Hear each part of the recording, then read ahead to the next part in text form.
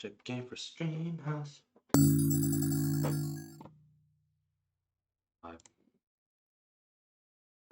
Just gonna make sure that everything's working.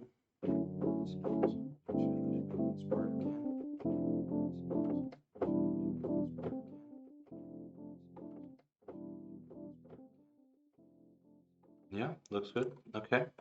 So what's the plan for today?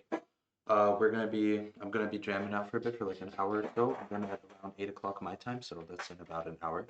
We're gonna start tips to tracks. That's a little thing game where we're gonna watch 3 YouTube videos together about like tutorials for some type of things, and then we're gonna try to kind of like make something using all of the information we just gained. Today, I mean, idea being that you can also like post your own little like video advices or something, whatever, in the Discord if you want to. Today it's going to be mostly color-based themed. I've kind of searched out just with things. I've been listening to a lot of color-based recently. I thought that might be kind of interesting to make. I've never made color-based before, so yeah, that's kind of the vibe. But yeah, until then, I'm just gonna vibe for a bit. Try to work on some music. You got the thing open. I was just jamming the chords that I was making last time. We got that continuing here, right here. That's how far we can get until we'll start tips to tracks.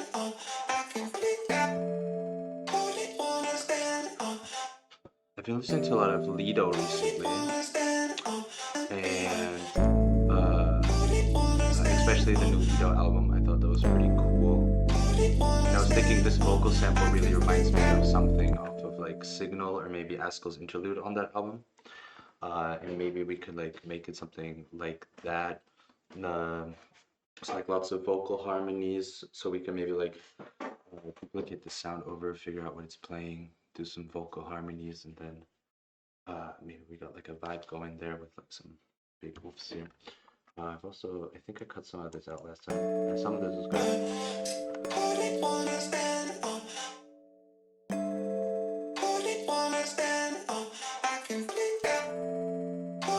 the repeat benefits, I think. That's what I was thinking.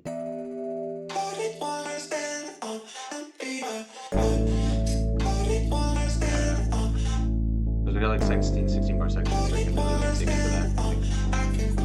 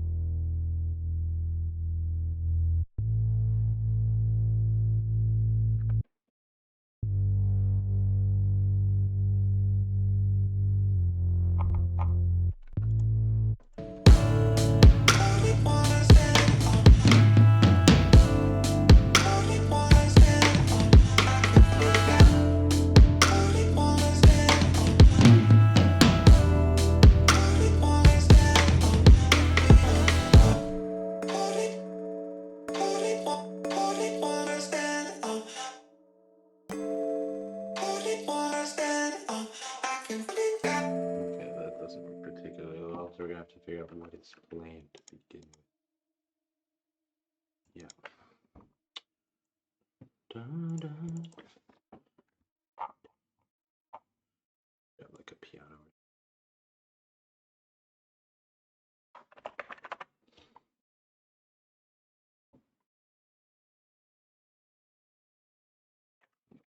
something else. Oh, it's right here. It was probably fine. Okay. I like this chorus sound.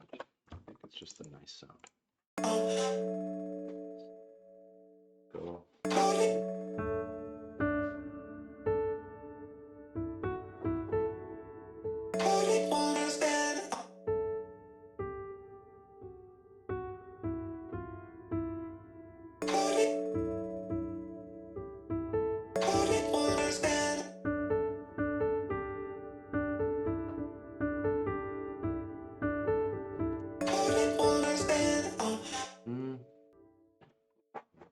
I think,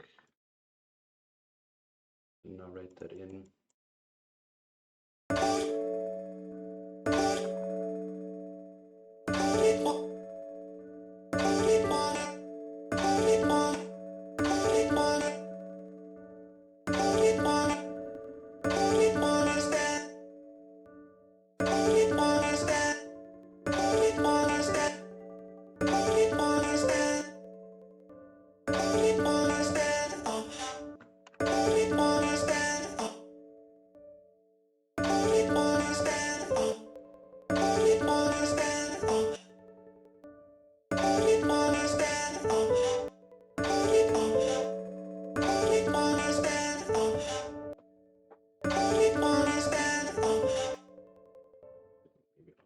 Figure this out, but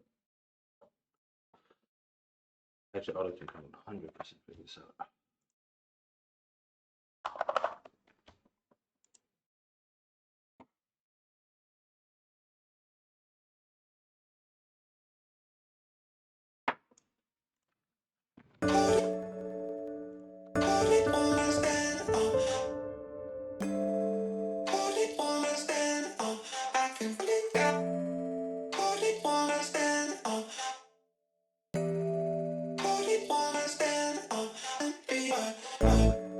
Okay, there we go. That's what it'd be.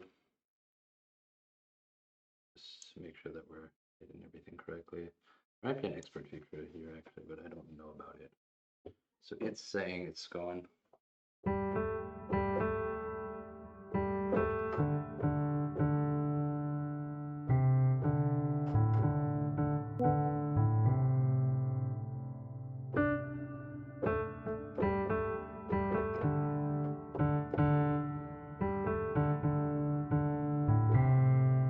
It makes a lot of sense.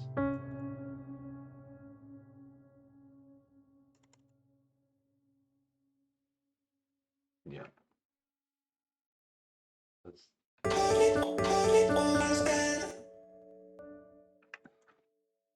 We actually kind of.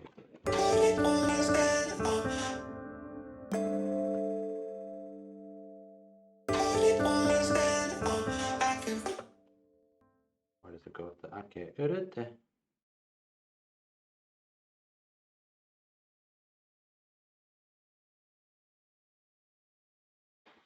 C, then it goes back down to A, G, A, D.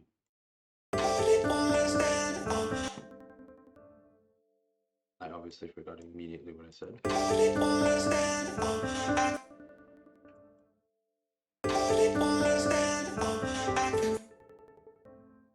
I immediately forgot. I said it out loud and everything. Yeah, so it went to the C, A, G, D, G, A down, G, A, D. Okay.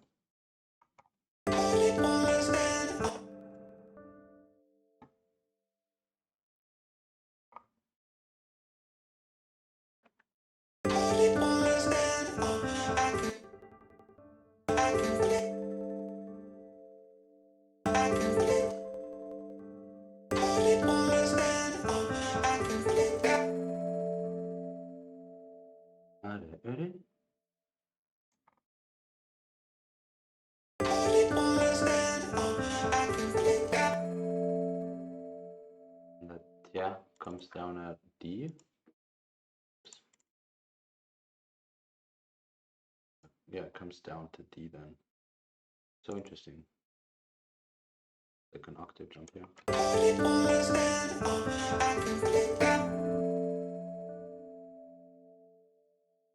And this repeats here. And we have a different end section. And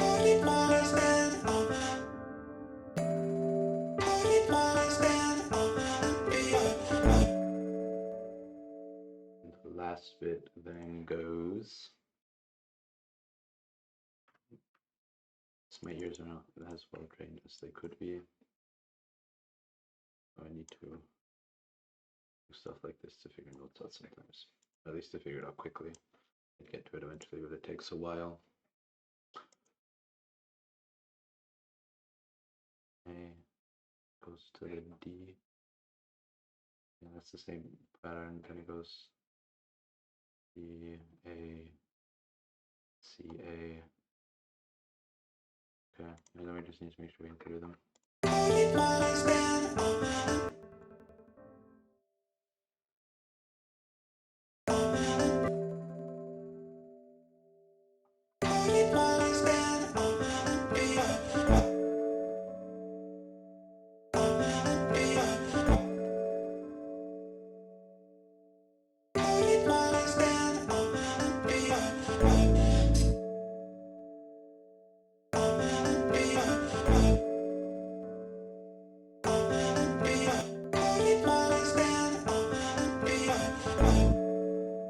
Is that right?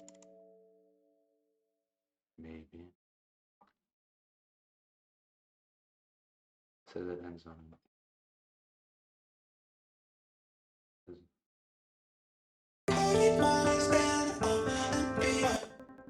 Maybe like this.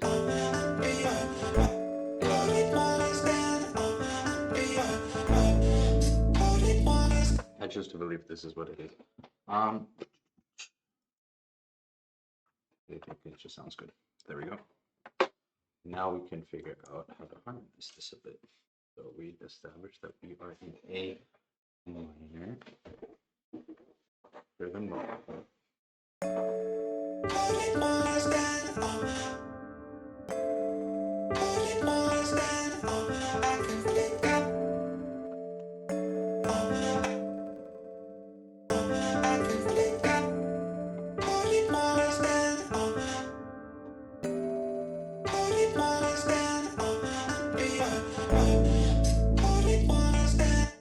Okay, I think that sounds kind of cool. Now we're going to try to harmonize it.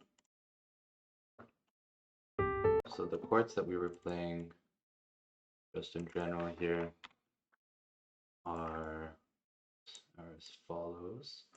That we were playing under it previously. Got this nice little, this one.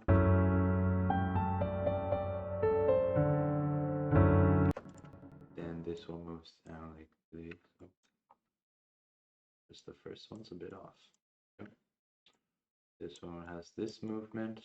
I think the voicings are really good here.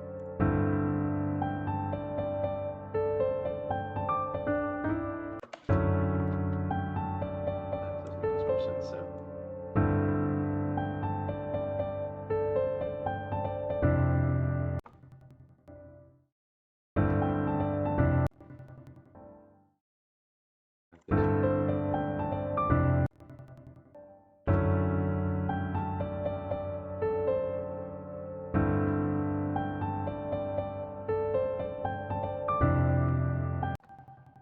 Like this. Probably this.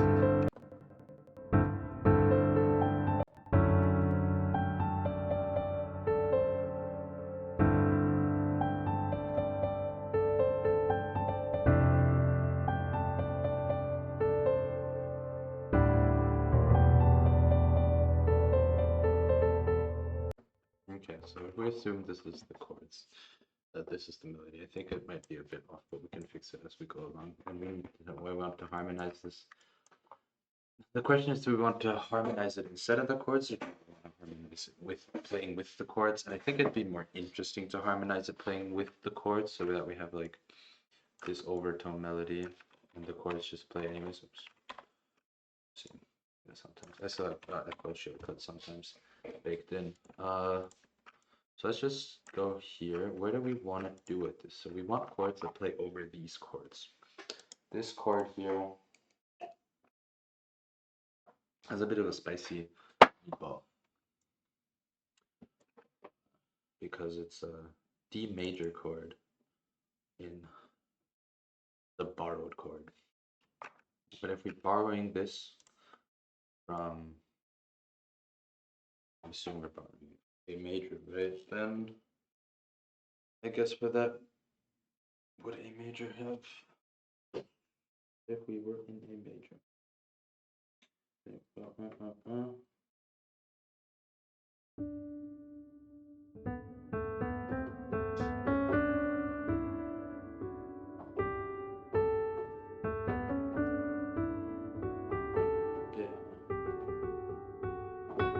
Yeah, we have the F sharpened. Yeah, so I'm just gonna go ahead and assume this is borrowed from A major. Hey Kaisel, I am reharmonizing this vocal chop melody because I wanted to have some like layers to it, so I'm thinking about how I'm gonna go about that. So I wrote out the melody here.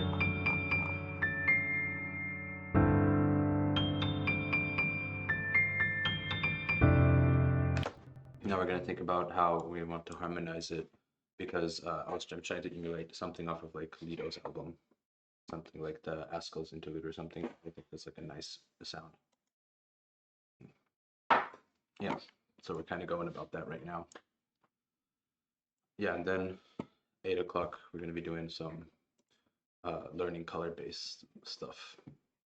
It's just until then. Yeah. Okay, so we want to harmonize over this chord, borrowed from A major. And so these notes all fit with the borrowed from A major theme. The question is, how do we do that? Have fun lurking. Yeah. There you go. So the interesting thing is we also want this to be melodically sound. This is obviously it's the fourth of D major. So if this is the fourth of A, and of course can you play on top of it?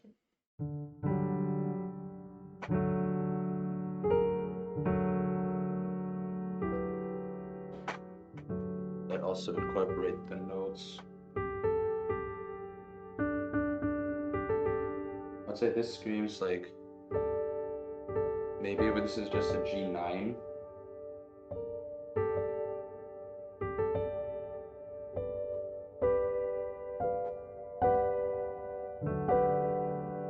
If we can harmonize the vocal to a G9, it could be pretty cool. What does that mean here? And the root note in.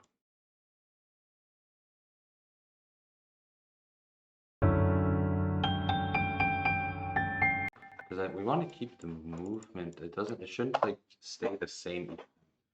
We could harmonize like note movements separately. So then say like this is a G9. Then we play a G9 here.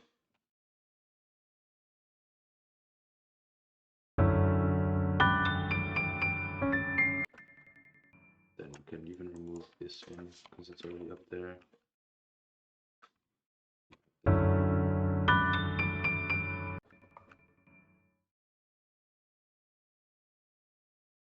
And then we're still playing this G9.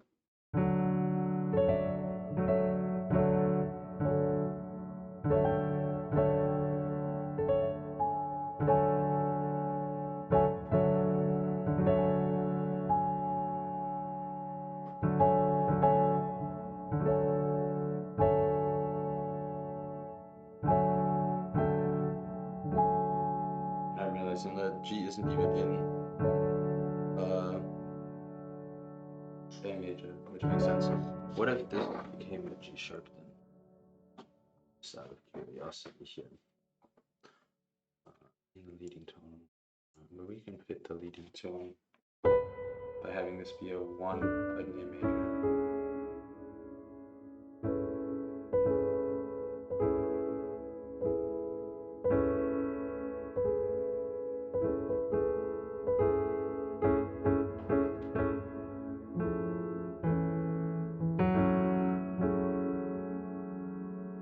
sounds nice. Make it like a 6/4 makes a lot of sense as well. Okay. We have updated our prerogative. This is now a 6/4 with G sharp ending here.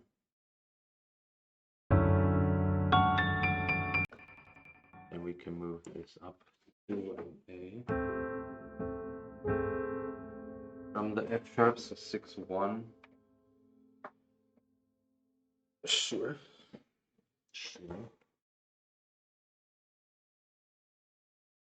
And it's a clean movement at the very least because you have this. I just got a. What did I mess up here? What did I fuck up? This is and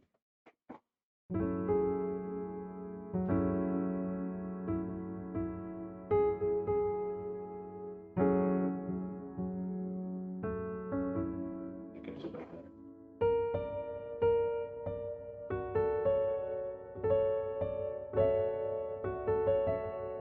Yeah, this should just be on the E.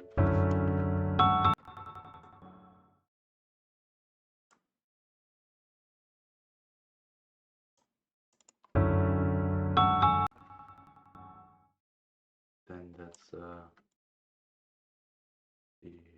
and I've pitched this super high so that we have space while these chords play. It's not the vocal sample isn't nearly this high.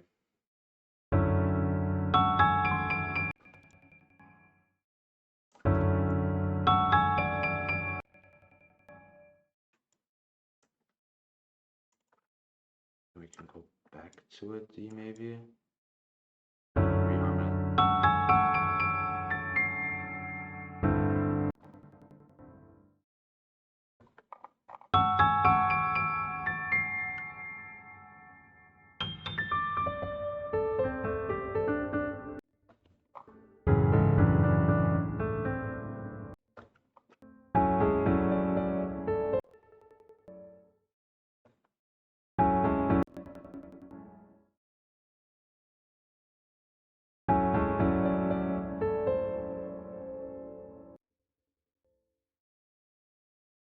Change these now to be E.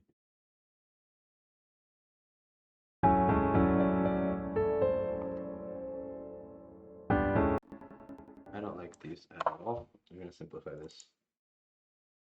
Keep the melody as is. We don't need that. We can just be the chords and find the one note, the chord that's a D here.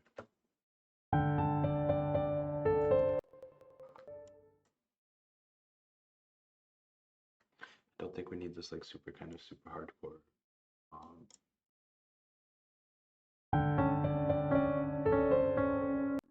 I like this C sharp though.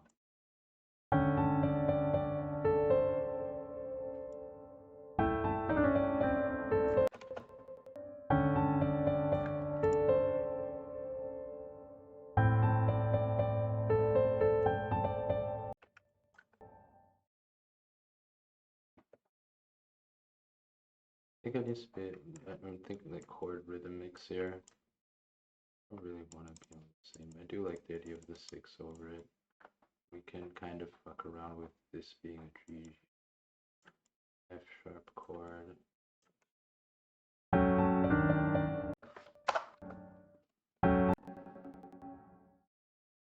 The voicings should probably be spread out more. Kind of more of an EDM classic voicing there. And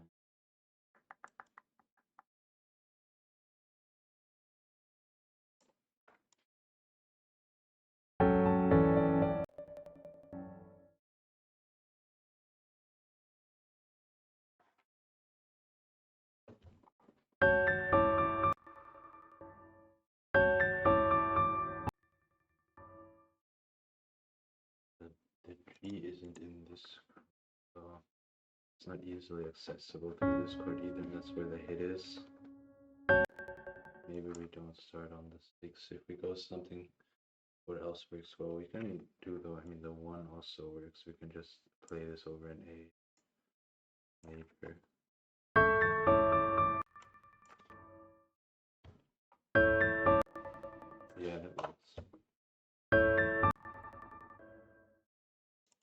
use like the 7 and it's not as confusing.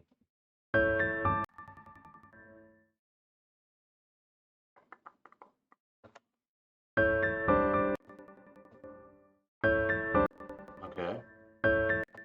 And that already kind of puts us out of the thing, out of our key here. Okay. Now we can maybe move to the 6. Do the voicings a bit differently. Say here, move this to a sharp.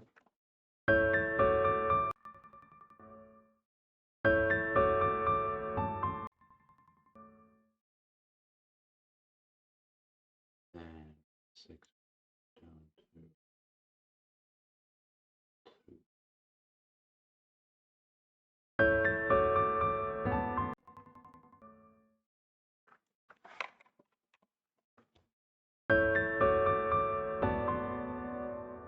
There we reverse these 2 chords.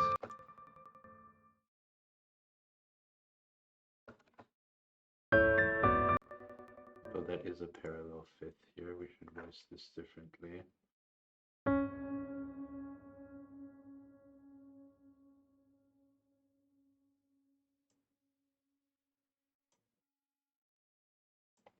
Maybe.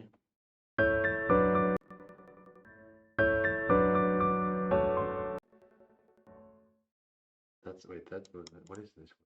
That's a root at the top. I mean, ideally this is over here somewhere, and that would be over here somewhere. It's just a 5th. Maybe we cut out the 5th, move this to a 7th. Then we can voice the 7th over here. A bit more sense.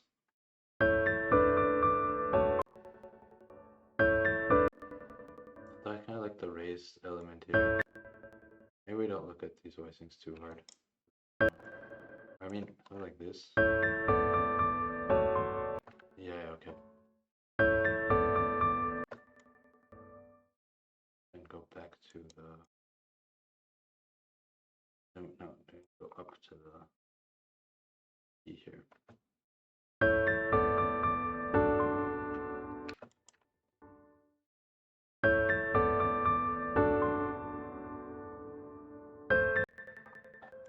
Okay. We can do the same movement, but now in A minor, which is definitely a something.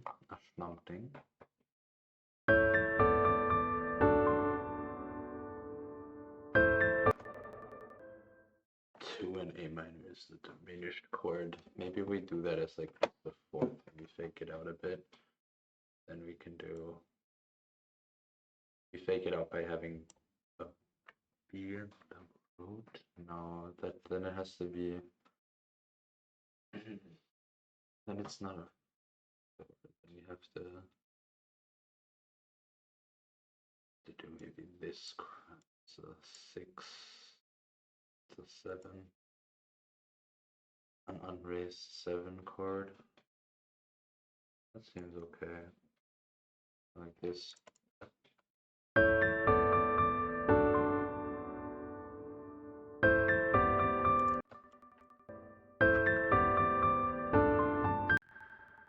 This chord doesn't sound as cool anymore. Also, it's just the last chord, so maybe we ended some of the bit more pizzazz here.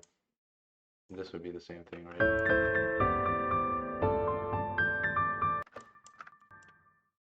I actually, transitionally maybe. Then we go back down and play with something like, there's just like a nice sounding chord here.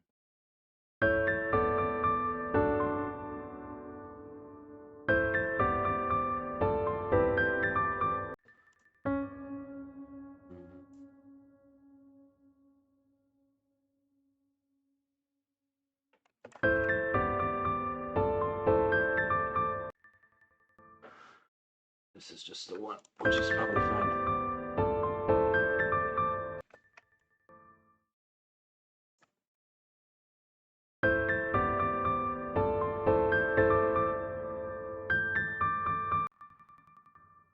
Okay, I'm gonna just say, I'm gonna try out this voicing and these notes. It's gonna be the whole thing anyways.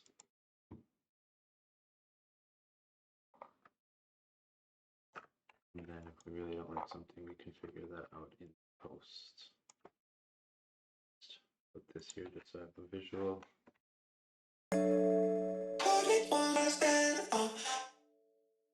Like this. Already using the visual. We're gonna copy this a few times. I think it's probably easier to freeze this before we start copying this over a bunch of times. Although I might actually know. I'm probably gonna want to edit them separately as well. So we're going to group all of them instead. Just go to the group. I probably don't want that auto tune anyways. Like this. Okay.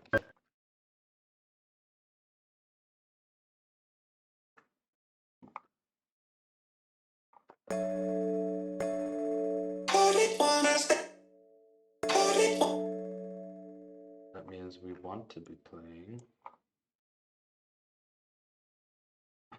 We're going to be pitching a lot of sounds manually. So this has to go down to the A.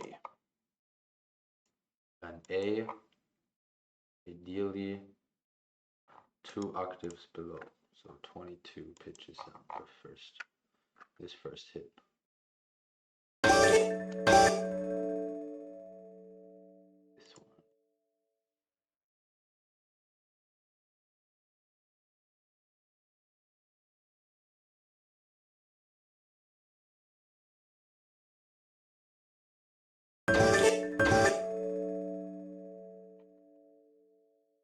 That's down 24.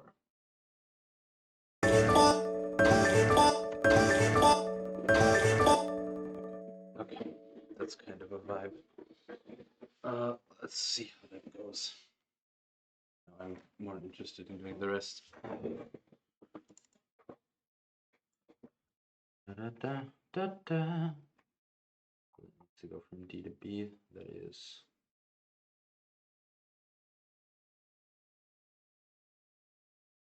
down 3 and then another 2 octaves. Holy shit. This needs to be 3 octaves. Holy shit. Let's just do 2. I feel like if it gets any lower, I don't understand what it's saying whatsoever. It's pretty easy because they're all in the same note, right? And we also want to pitch them to the same note. So it's just going to be minus 15. Oops, minus 15.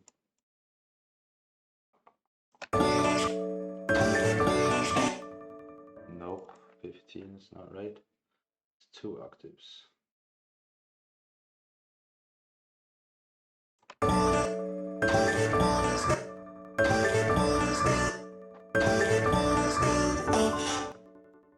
What a weird sound.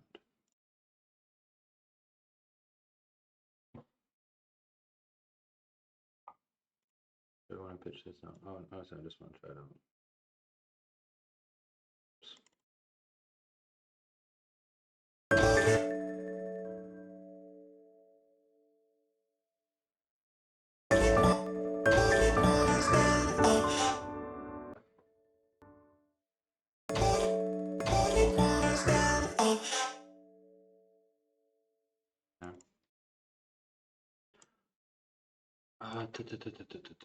It means this one goes to.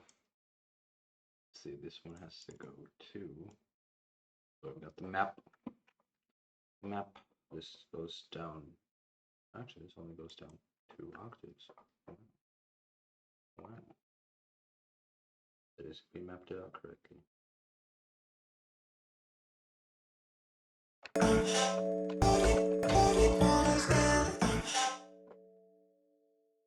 Actually, just want to change it to if I'm hitting everything. Okay.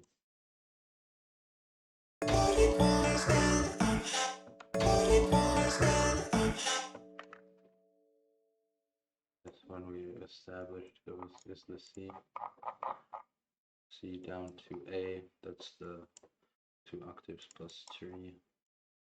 That's 1, 7.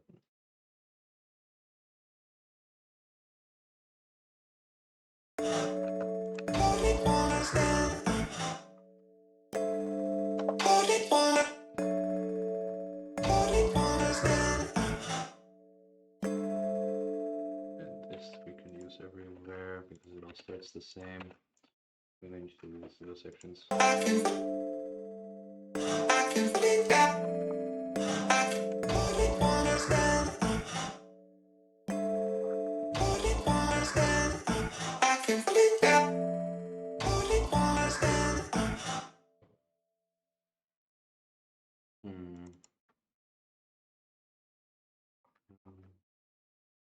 I don't feel like this is working out the way I want it to. Maybe I'll layer it a few times. Maybe I'll get the vibe if I layer this a few times. Correct notes. Now it should be easier because these are already kind of established on one note. So actually what I'm gonna do, these can join. This is already joined and these can join. That's how the chords are gonna play out. And we only need to pitch these. So +7. Seventh.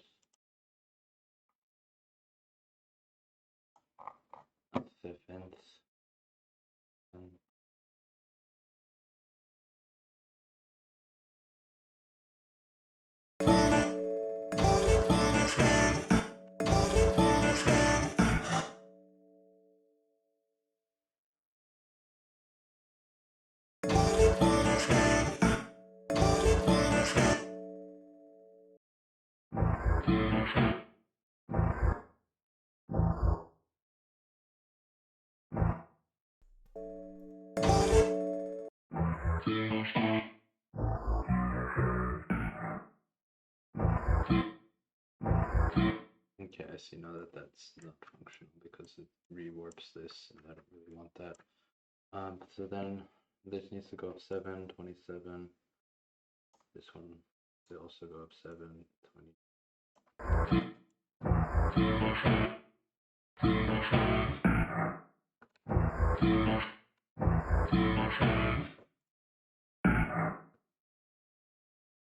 Do the same.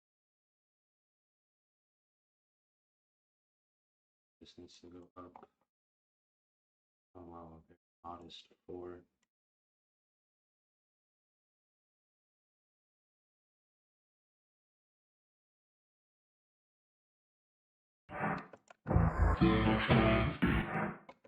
What if we pitch all of them up an octave?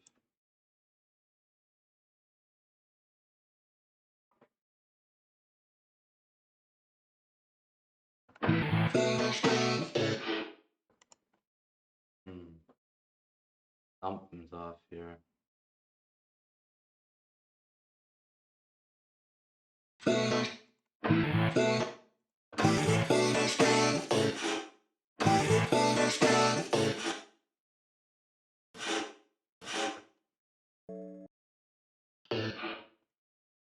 This sounds lower than they thought it really shouldn't be.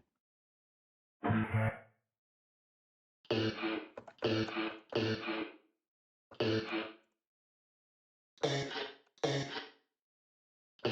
don't know if that means it sounds bad.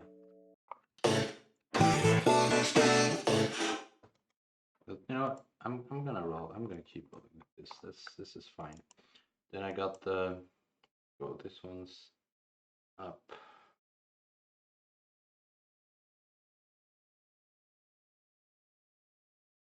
9 up. 9 is what I thought. Just had to make sure. But I can pitch it up 9.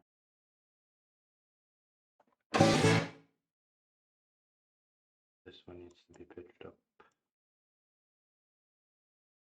5.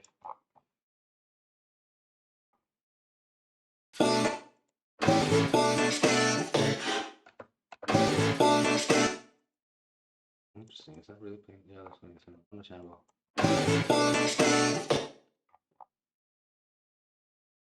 This one's only going to be pitched up another 3.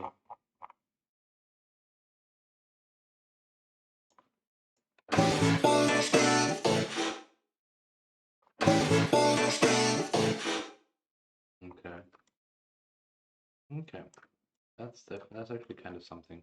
We can pitch this around a bit, so we got like this is the bass voice and I'll pan this around a bit, so we got like maybe like this kind of separation here.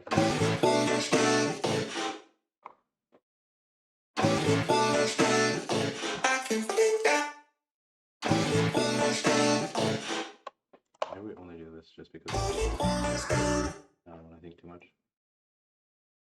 Here we can get a similar effect going, and we just leave that.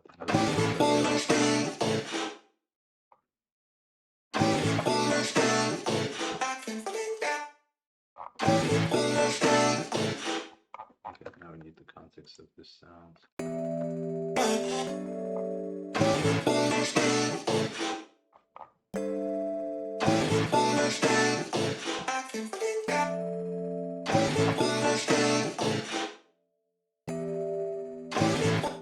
They definitely need to be edited differently because these voices don't do the same thing.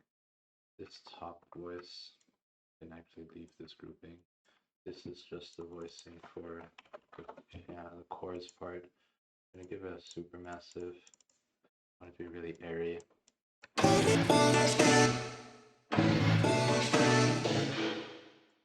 What if I pitch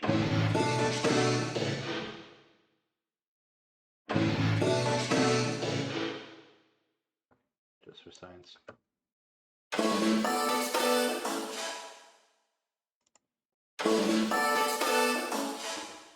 Okay.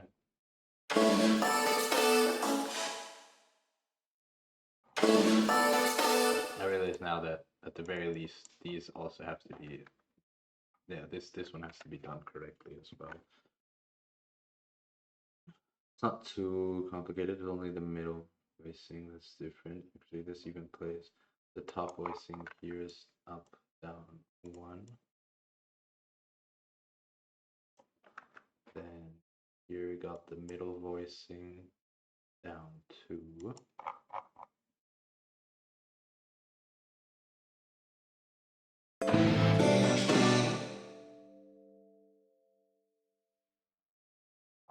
We got this voicing where we can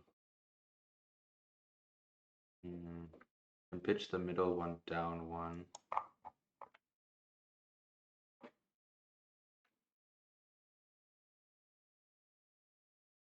Down a half step, and then this bottom one needs to go up a whole octave. And I guess it doesn't need to, but it's kind of what it's supposed to, where the voicings are.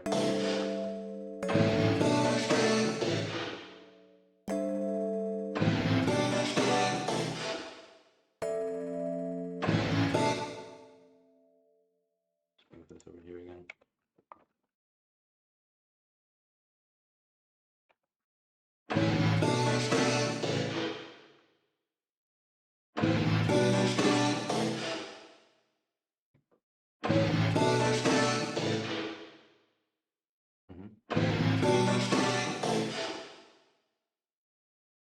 That's kind of vibe.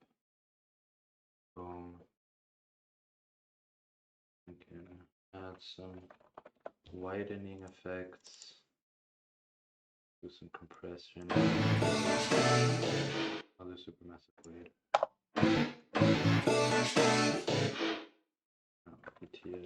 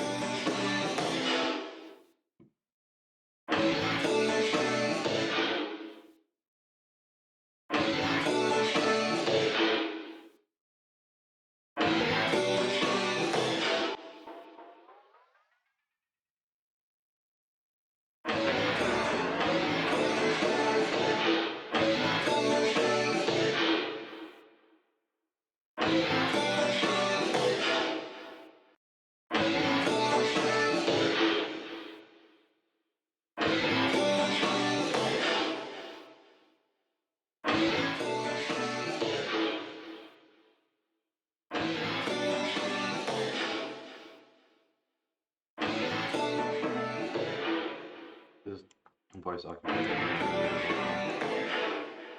I don't know if you can hear this.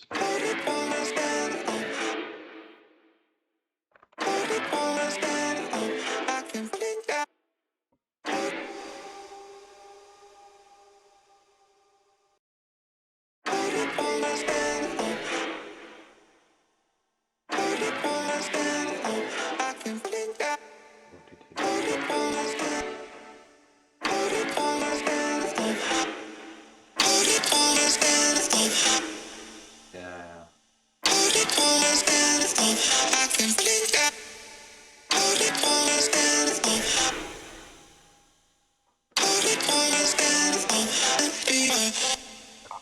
Okay, but we can maybe try adding some chords back in. Doesn't do anything.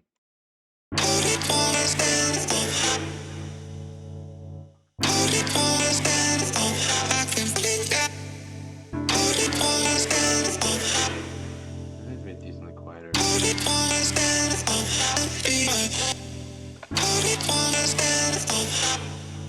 Yeah.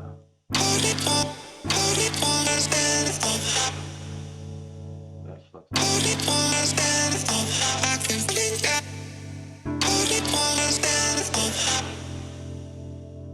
kind of don't like this last hit anyways, to be honest.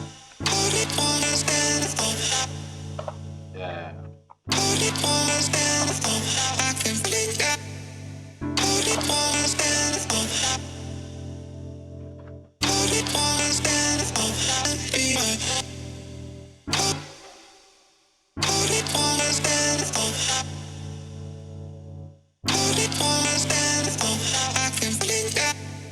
Alright, that's also just not how my chords worked. Because this never started on the started like this. This started halfway through, right? Half bar and half bar.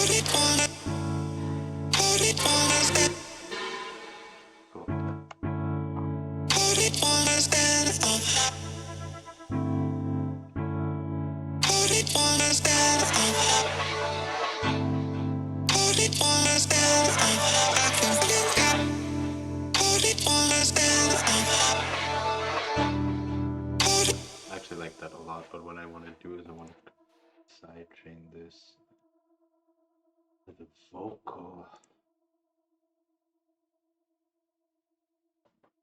To give it like a really interesting kind of texture, I think. 16.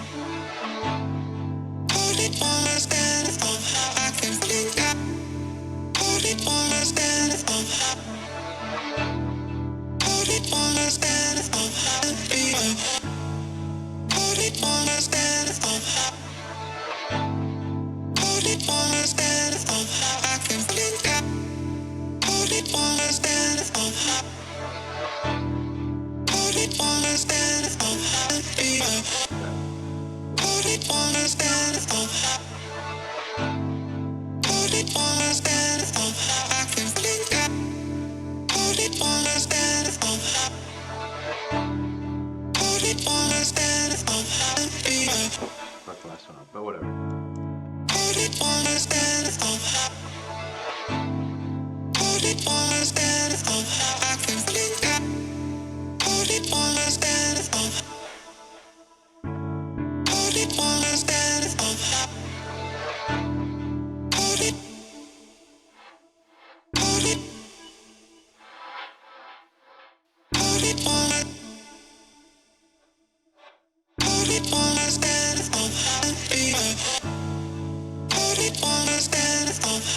Maybe like another ambient bell as well.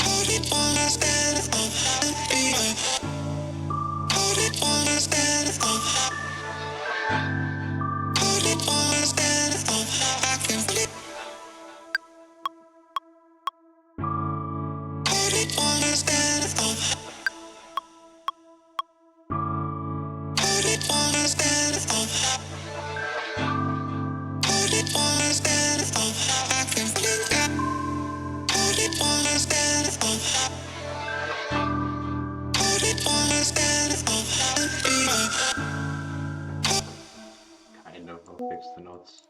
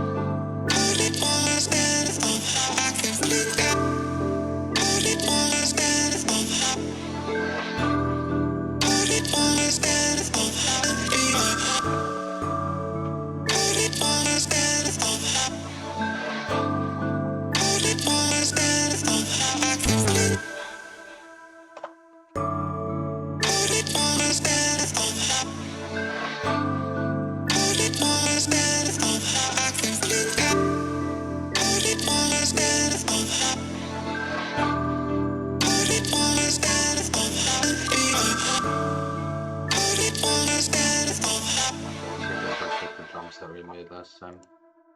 I feel like it's drifting off into a bit of a different area. This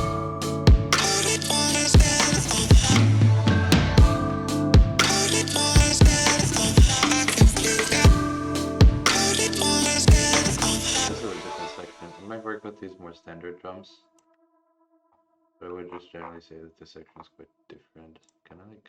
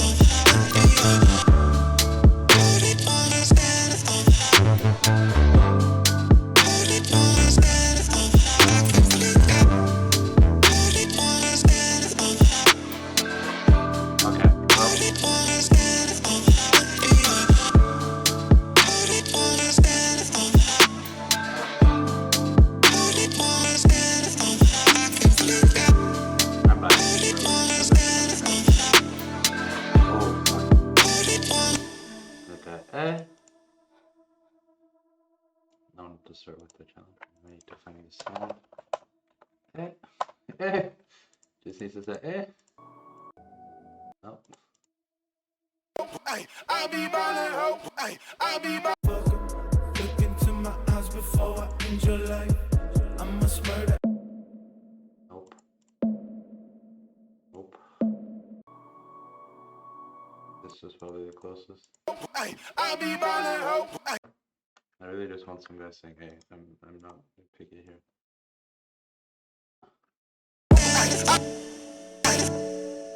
Literally just this, pitch it up a shit ton, find out what note it's playing. Probably just put it on the E. That's not helpful. So sometimes the tuner just doesn't do anything. Not useful. They're only really used for guitars and stuff. But I don't know, it needs to be like on fucking E.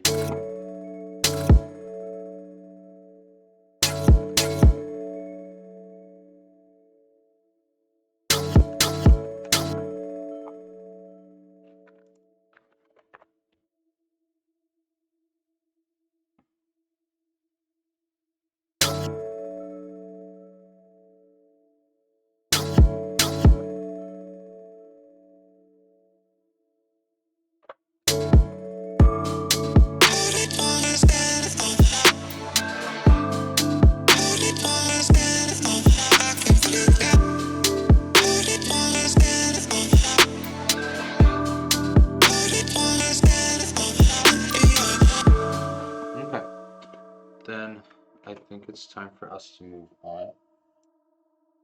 Today, the idea is we're gonna be having a little challenge here, right? Where we are gonna watch some YouTube tutorials about stuff, about music stuff. The tutorials are gonna be in the Discord, and we have this tips to tracks suggestions things. And we'll be watching 3 tutorials. I'll be taking some notes, trying to learn as much as I can, and then afterwards I'm gonna have, say, 1.5 to 2 hours to try to cook something up using the information that I gained. So let's see how that goes. Yeah, so today I just kind of picked out 3 things. Got a little bit of a theme here. the theme being color base. Yeah, but I think before I start that, I'm just going to take a quick walk to the bathroom, and then I'll be right back.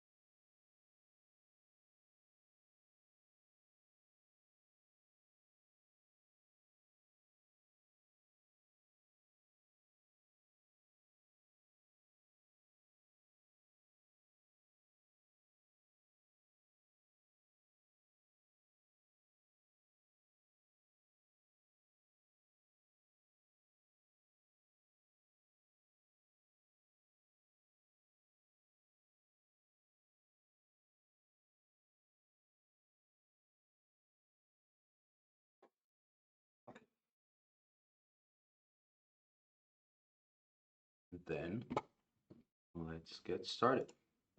So as I said, we're doing color-based themes today. So here's some video I searched out. I'm going to open a notepad so I can keep notes along with it. Okay.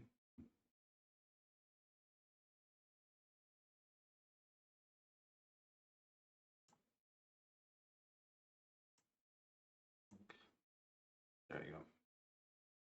Okay, how do I position this well? This needs to, I don't need that much space. This can go theater mode. Boom. The channel. Today we're going to do some essential bass sound design using the free Vital synthesizer. I'm going to show you how to make 808s, growls, pluck basses, and subs.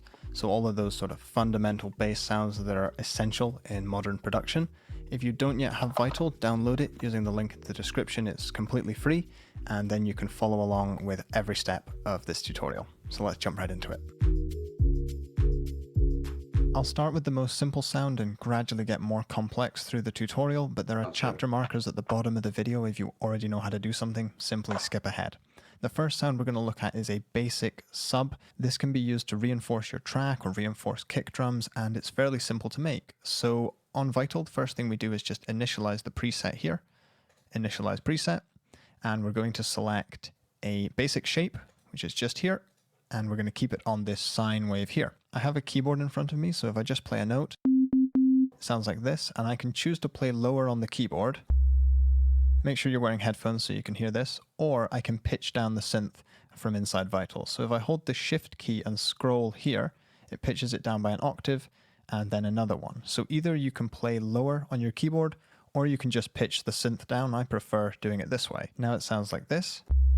So we have a nice solid note, but there's a few things we have to do to make it perfect. We only want to play one note at a time. If I play two keys, it starts messing up. So we go down to the voices here and just make sure that's on 1 so that we can only play one key at a time. Simple. Now, if we like, we can also add some glide to the sound. So if I put glide on here and turn on legato, we can actually sort of glide between notes. I'll make that more pronounced, which is something you might want. I don't want that in this case, but that's how you access it. And then a couple of things to make sure that we don't get any clicks, pops, or any other sort of issues is to take the phase, take both of these down to 0. And you can also add a little bit of attack and a little bit of release to the sound as well. This sounds okay, but it's going to struggle to cut through on smaller speaker systems, so we're going to add some effects to sort of fit it into the mix. First thing I want to do is just a left click up here to change it to this spectrum mode, and then we're going to go to the effects chain. You can add effects in your DAW if you'd like, but we're just going to keep it inside the synth for now. First thing is some distortion. So I'm just going to keep it on soft clipping, and as I drive this, you can hear upper harmonics being added.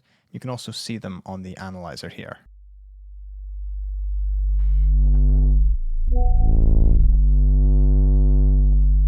So I'm also checking this in headphones, and you got to be careful when you're making these bass sounds. Don't listen too loud for too long. I'm just going to set this to the right level. So we want just enough of that it will help cut it through in the mix, but not really enough that it's really, really crunchy. After that, we're just going to add a little bit of EQ. And there's a lot of things you can do here. You could just generally boost the low end, or you could sort of center it around a frequency you'd like to boost in the bass, or you could also cut down some of those harmonics if you created a little bit too much. I would adjust this in the context of the mix, trying to fit it around the kick and bass. You don't really want to do too much of this EQing in solo, but it can be quite fun to get a nice sort of huge low end on it. So that's most of it for this sound, but now this is going to develop to the next sound, which is a pluck bass. So again, we're just going to initialize the preset. This time we're going to stick with the initial sawtooth wave, which sounds like this. We're going to take the phase down again, and I'm going to pitch it down 1 octave. So I'm going to hold the shift and scroll wheel there. And that is going to be the sort of core fundamental part of the sound here. We're going to shape the envelope by pulling the sustain down a little bit. You can just click and drag these points. Something like this. We're going to adjust all of these a little bit more finely later on. Now let's turn the filter on, which is just down here. And it's filtered away all of that buzzy high end. I'm going to left click here and change it to a 24 dB per octave slope, which makes it steeper, cuts away more of those high frequencies. When I adjust the cutoff position, it lets more of the high frequencies in. So I'd like to automate this so that it sort of adds a pluck to the sound like this. So I'm going to take envelope 2, I'm going to shape it like this, quite a lot of tension on this slope, and I'm going to link this to the cutoff by left clicking and dragging it, and then dropping it onto just here. I'm going to pull this position down, then you hover over this circle and you scroll or you click and drag, and it gives us that sort of effect there. Play some lower notes. Perfect. So now we can adjust how much of that high end we want. If I push this circle all the way up, we get a lot of that click and buzz through.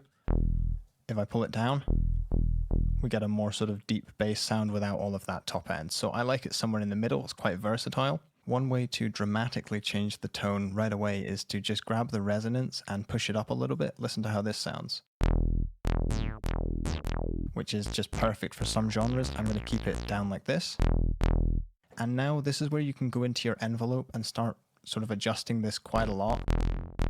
You might want to pluck that sort of decays very quickly and there's not much bass left at the end, or you may want to push it up and have that sort of sustained note through your production. This entirely depends on what sort of track you're trying to push it into. You can also increase the attack time of the envelope here. Maybe not that much, but this means that if you have quite a powerful or short kick drum sample, instead of relying on side chaining all the time, you can just push the attack and then the kick and the bass sort of naturally fit around each other. But by all means, do your side chaining and your EQ notching to fit this into the mix the way it should be. And now we've got that sort of bass tone, but it's quite a mono, quite a thin sound, which is often fine for bass. But we're going to add an upper layer, which has a lot more width and excitement to it. But before we do that, I'm just going to take this back to one voice. I should have done that at the start. And then let's turn on oscillator 2. I'm going to send it to filter 1 as well, and I'm going to pitch it up 1 octave. So I'm going to just press the shift key and scroll up. I'm going to turn the level down. I'm going to add 5 or 6 voices of unison and take the detune to about 10%. Turn the phase down. Let's just take a listen. I'm going to just take a quick listen in headphones.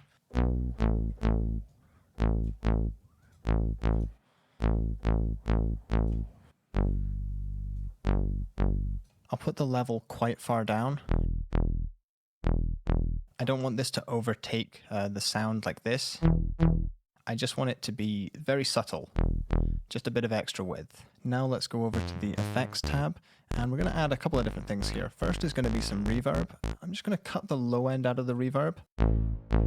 A lot of people say not to add reverb to a bass, but as long as it's not too muddy and there's not too much low end, it just adds so much space and depth to a bass sound, and I find that it just helps it fit so much better. just a little bit of space like this. Again, you're going to have to mix this into your track, but let's do a before and after. It just gives it that dimension and that texture. Again, you can add some distortion, which just gives the sound so much bite. Lovely. A little bit more attack. It's just gorgeous. And I'd also highly recommend using some compression, although I'd probably use a different plugin for this. Multiband mode is going to sound a bit crazy, a bit like that OTT effect. But I would even just use it in single band mode and use it just to try and sort of control the dynamics of the sound. There's loads of ways to modify this sound, mainly just by opening up the filter. You can change so much about the sound just with two little adjustments there. One thing I like to do to really fit this into your track is to just choose a different wave shape. So I'm on basic shapes here, and you can just choose a different shape. I love the square wave. It has this sort of just electronic edge to it, and if you blend that in, potentially use one of the different bending modes,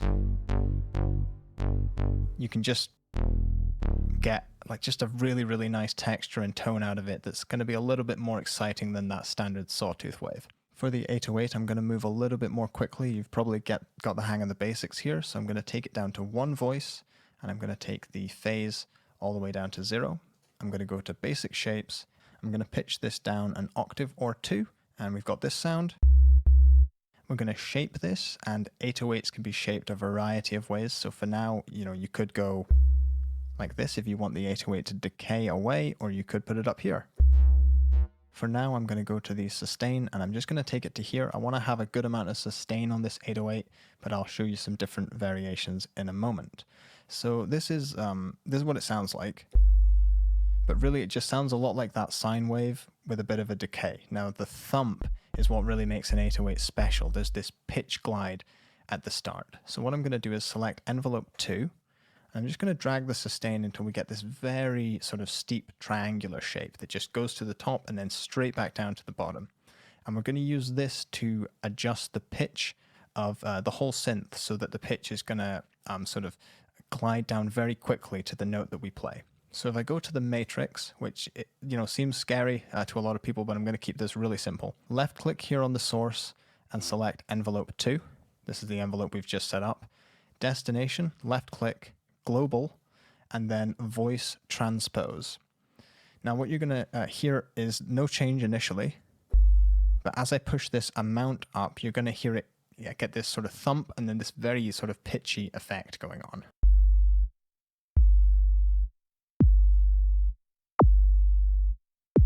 So it adds this sort of big knock, big thump at the start of the sound. So I'm just going to reel that in a little bit. Hard.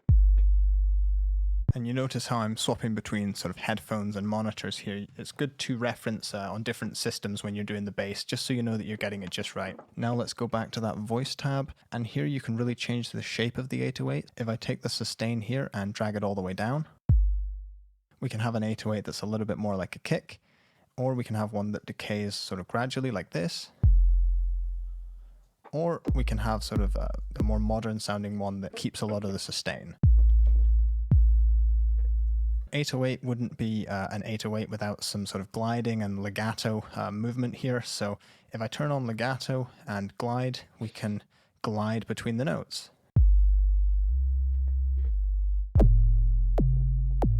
Which is great. So this is a performance feature. Sometimes, a lot of the time you want to have these sort of wild 808 glides.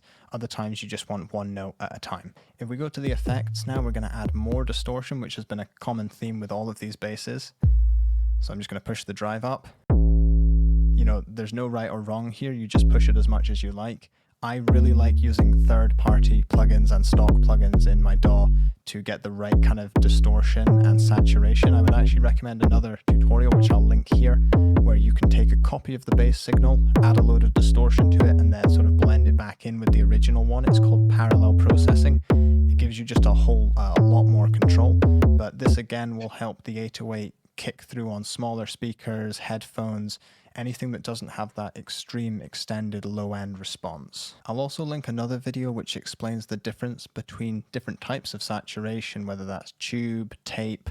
For 808s, I would really recommend looking at tube distortion. Subtle amount of it is just so gorgeous.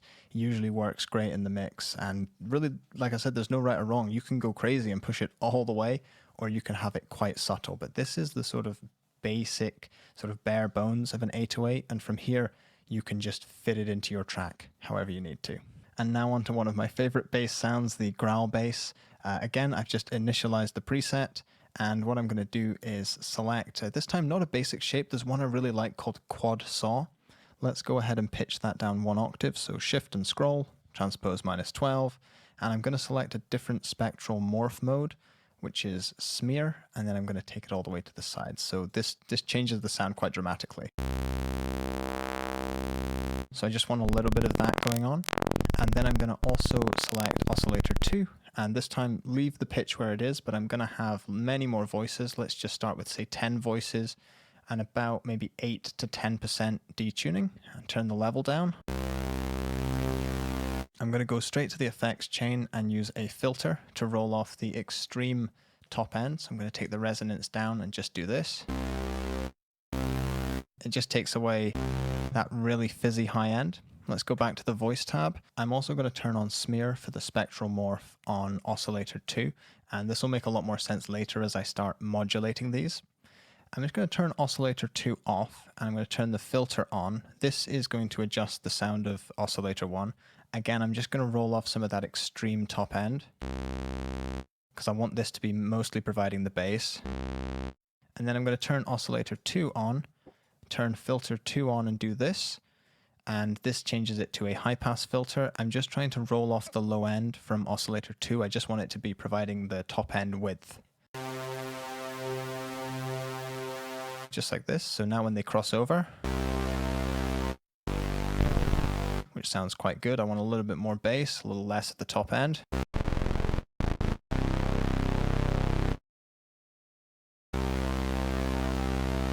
That's sounding quite good. Now I'm going to use one of the random generators just to subtly sort of modulate the smear amounts here. So let's just link random 1 to here and pull it in a bit. And then I'm going to take random 2 and link it to this one here. Let's pull that in a little bit as well.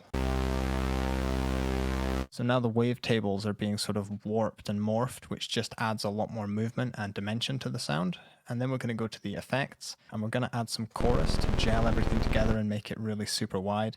I'm going to have to pull the mix in a little bit here.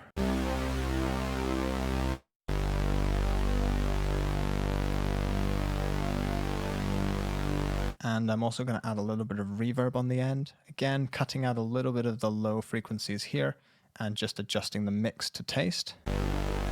I might also add a little bit of EQ to this just to boost the bottom end a little bit. And I'd probably add some more distortion. Again, just a little bit of this soft clipping. It just adds a lot more character and personality to the sound. Although this synth has a lot of sort of top end and it's very aggressive, it is a very versatile synth. If you were to, say, put the filter at the end of the effects chain and just pull in the cutoff, you can get sort of a very sort of deep and textured bass that doesn't need to have all of that top end growl. And I think that if you use it right, it can sound sort of quite sinister and subdued, as well as being a bass that has the potential to be right in your face and super wide. So it's a very versatile sound, especially if you start sort of side chaining it, sort of 4 on the floor side chain. It's just an amazing synth for sort of dance music and most electronic genres, to be honest. But anyway, thank you very much for watching. I really enjoyed this one, and I hope you did too. So let me know what you want to see next, and I'll see you in the next video. Bye for now. Okay, so there we had like a little bit of a kind of just introduction into Vital as a synth. I was making those sounds with it at the time. So I was making these sounds as I was going along the tutorial. Easier way.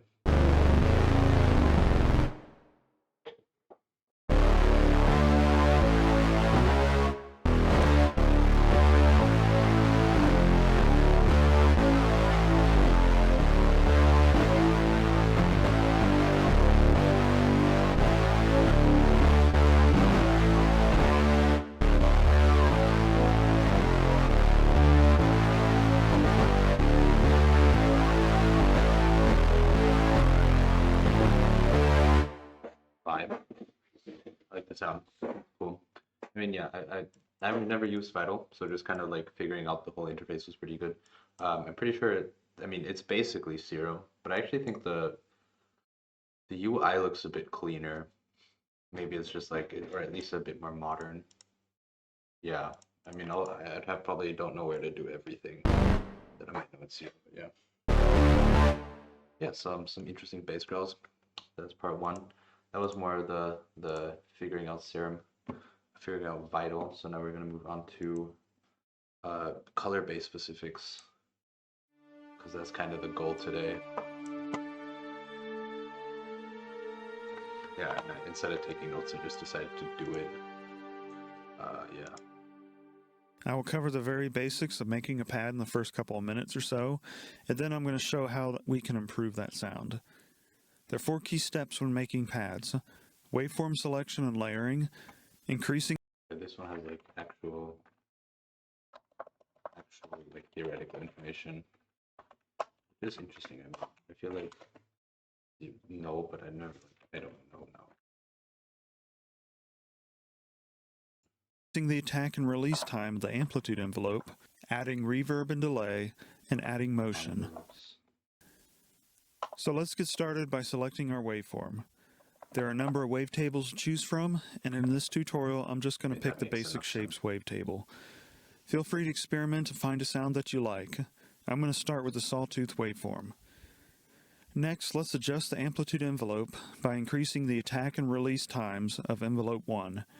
Remember that envelope 1 is automatically applied to the volume level of the oscillators. I like to round out the attack to make it smoother. It is helpful to alternate between playing notes and silence so that you can better dial in the release time.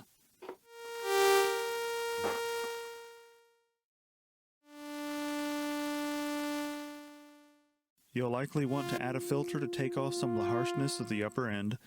Play around with the filter settings until you get the sound you like. Next, let's add some reverb and delay to the sound. I like to use dotted eighth notes on the delay because it falls between beats, making it more noticeable. I also set the filter mode to ping pong to get some motion in the stereo field.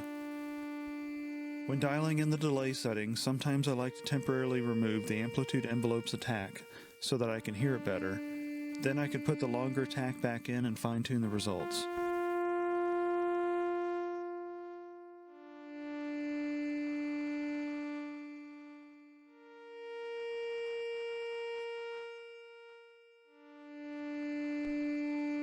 For the reverb, I like to add a bit of a low cut to make the mix less muddy. I'm going to turn the delay off temporarily so I can hear the reverb better by itself. Sometimes it's helpful to turn the reverb all the way up so you can hear it really well as you're changing the settings. Once you've got the settings you like, then you can dial it down to get it to the right amount of reverb. I'm going to increase the reverb time, the size, and add a little bit of pre-delay.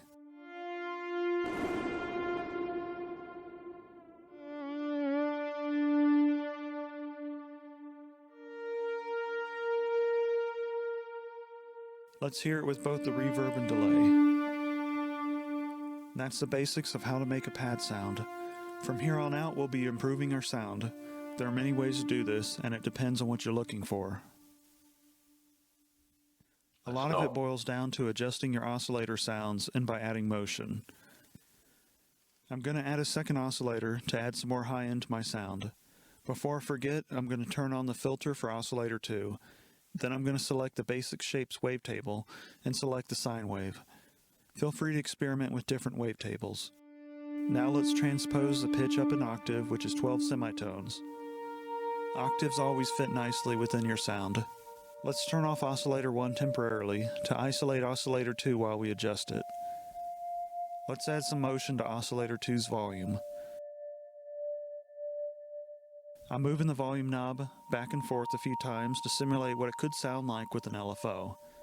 Since I like how this sounds, I will add an LFO to turn the knob automatically for me.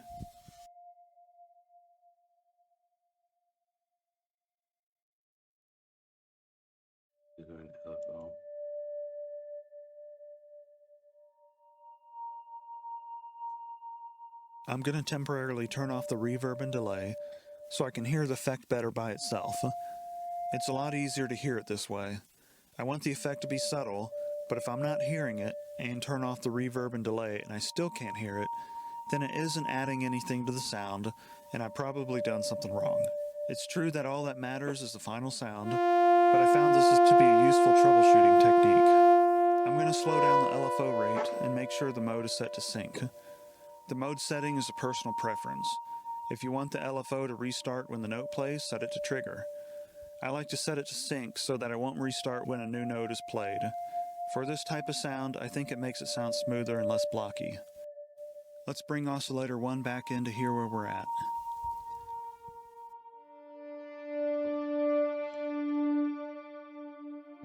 I like to try something different by adding extra motion in the high end. I've noticed that by transposing oscillator 2 up various octaves while the notes are played, it has an interesting sound.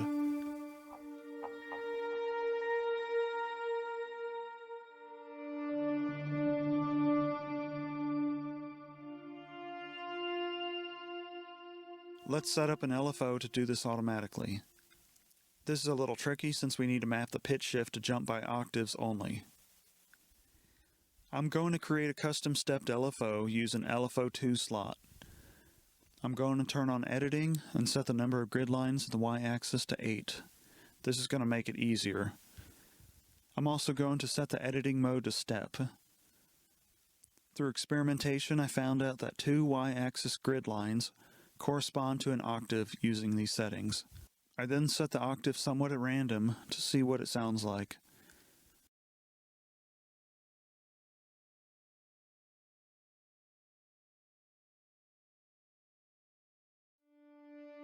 Now let's apply this LFO to oscillator 2's coarse pitch control and use the default range. Let's turn off oscillator 1 to see how it sounds by itself and adjust the rate until you get the sound you like. You may notice that something doesn't sound right here. We have a note that doesn't fall on an octave.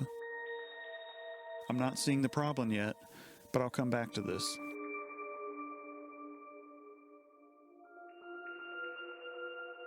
Try playing around with the root octave by adjusting the coarse pitch up and down an octave.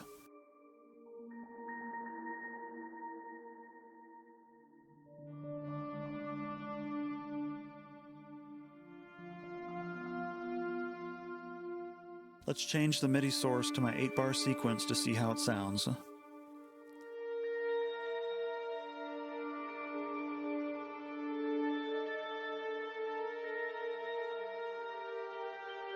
I finally found the error in my LFO. It's now fixed and will only jump up and down whole octaves.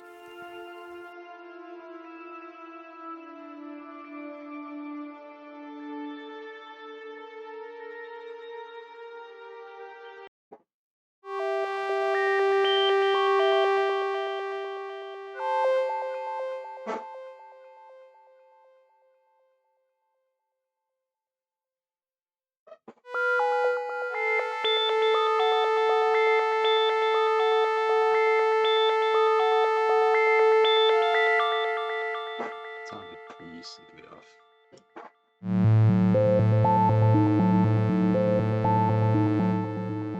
Kind of sad that you can't see. Kind of sad that you can't see where the value is in the pitch while it's oscillating.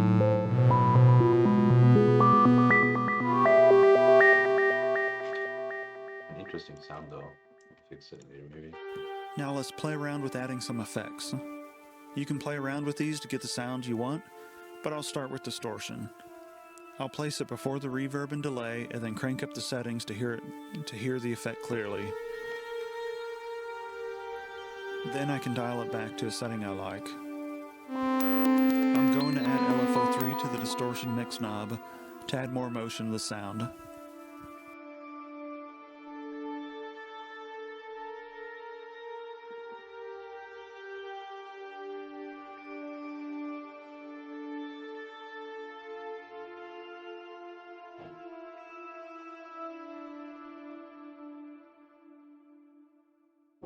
Play around with other effects as you like. Here I'm going to add a subtle flanger before the distortion.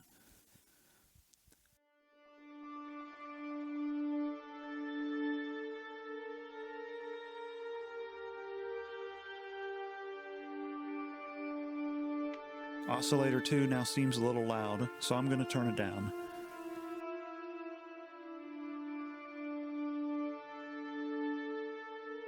You might consider adding a third oscillator to handle the low end. Depending on your mix, you may want to avoid the low end to make room for your bass. But if you don't have a bass playing at the same time, it can add a really nice low end to your pad. Let's increase the maximum number of voices before I forget. Now let's add some unison to the oscillators and set the detune factor to a reasonably small value.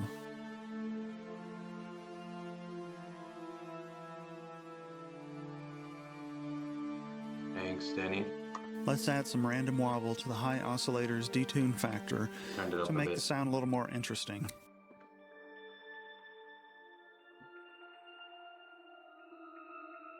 It's important you set the min and max values to an appropriate range so it doesn't sound too out of tune.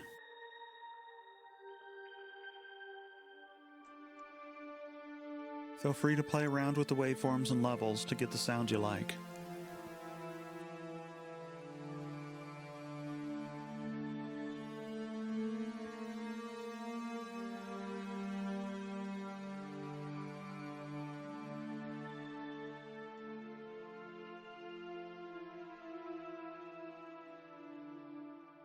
Finally, let's assign some macros.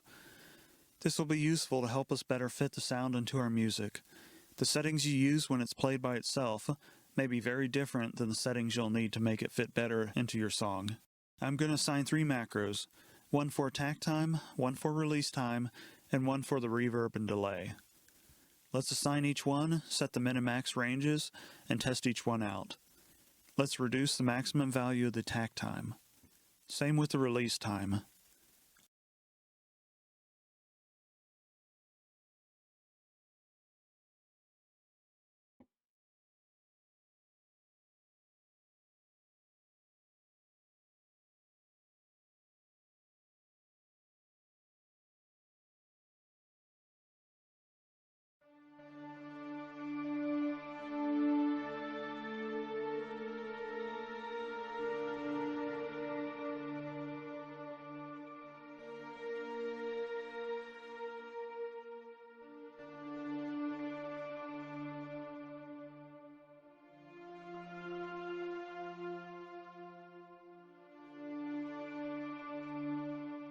Let's assign macro 3 to both the delay and reverb mix Genre I knobs. like producing the most.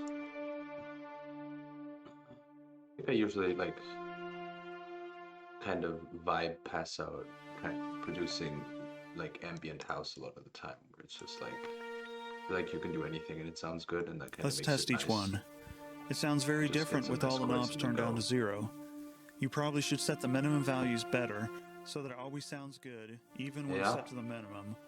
But having it completely off is sometimes nice for testing and isolating components Okay, of the yeah. sound. Yeah, I think I fine-tuning it vibe later. out to like ambi house the Exposing the most when reverb I'm and delay producing is it. very useful I when think like mixing. ambi house is just super. You can kind of do so many things and it still sounds good. There's nothing like too particular Finally, about let's how save to the do the preset. genre. You just got your like drums and then you kind of go for it. And that's it. A Hopefully you lot enjoyed it and similar to learned like something new and Liquid. useful. I think Liquid also has that kind of aesthetic where you can just kind of do whatever a lot of the time and it still sounds good. 8. What's a genre I hate?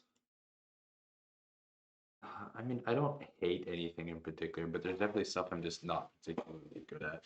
Like, I can't play guitar, so if you make like a rock ensemble, then it's kind of hard to figure it out. Like, I can get like a session guitarist plugin or something, and it'll sound okay, but it's not quite the same. But I don't know if there's like a genre I hate per se. Yeah. Yeah, I mean, that was also just like more or less basic vital stuff. I feel like I kind of understand the vital plugin now after all that. Can make some cool sounds here. Maybe we can figure something out here. So for color-based purposes, now I guess the final and tutorial that kind of really wraps this all up is this color-based tutorial that I found. Yo, Hopefully this have you makes ever more heard of sense.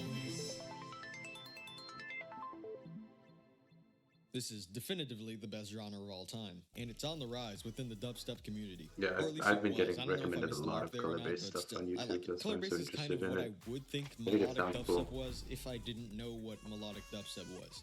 Honestly, melodic dubstep is more like future-based than dubstep, but yeah. Mainstream color bass, on the other hand, is quite literally dubstep that is melodic. Anyways, today I'm going to show you how to make it. Interesting. Make sure to like and subscribe, and stay tuned for an important announcement at the end. Besides all the normal song making stuff, I've got techniques to present. There are a couple ways of making things that I'm going to show you, and a couple I can't because I don't have the plugins. Here's the rundown. 1. Modulation of non-bassy melodic stuff, like putting tons of filters on a supersaw or something like that. 2. Using EQs to boost specific tonal frequencies. This is just making resonant peaks within the key of your song. 3. Convolvers with melodic samples as the impulse. A convolver is a type of reverb that uses the sonic character of a specific impulse as the reverb. 4. Resonators. Resonators use the phasing from a flanger to create specific frequencies. 5. Vocoders with melodic carriers. Vocoders are used to apply the sonic character of one sound to another. And for the stuff I don't have, pitch map, which retunes frequencies, and synaptic morph, which morphs stuff. I don't know how that works. I don't know about synaptic morph, but you could probably make a patcher preset or something that does a similar thing to pitch map. I found one of these patcher presets in this video here. Hey, this is Zebra. This is a follow-up video to the pitch map video that I made 3 weeks ago. I'm gonna show you how I made this, provide links. There's 2 racks, there's one in Ableton and one in FL Studio. If you have the option to download these because you have the plugins that they use, please do that because you should definitely not spend like 30 minutes trying to make these. Moving on. I started this song by laying down some chords with a reverbed piano. Just like a quality video. Some pads. Impacts. And drums. I used a Reese bass for the sub. Then a little lead using a sine wave and distortion with a plugin called Delay. This is my favorite delay plugin right now. I found it on this Venus Theory video. First up on my bag of goodies for you here today is Delay. Delay here is an insanely fully featured delay plugin. This is by far one of the best free delay plugins. This is like contentception right now. Link in the description. Number 1 for the color bass techniques is pretty simple. I personally take something like a supersaw and just treat it like any other bass. Especially with these kinds of basses, I love bringing out this pristine high end. Similar to what is found in this song by Arancho.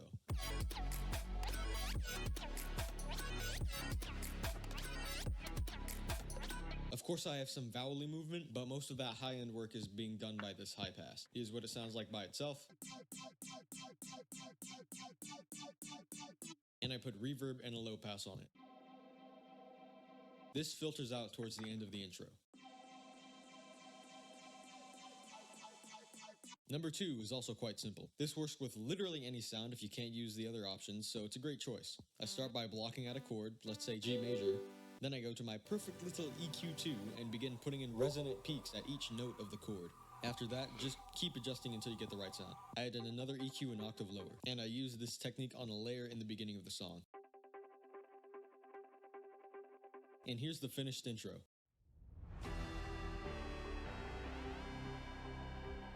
I'm gonna need to like find a resonant peak track for notes.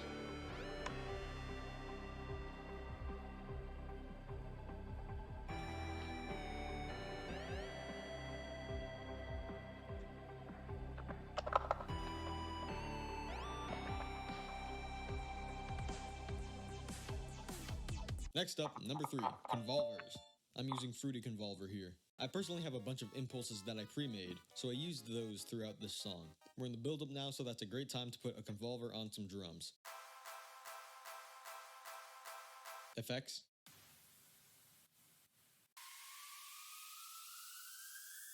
I brought back the lead and incorporated some supersaws as well.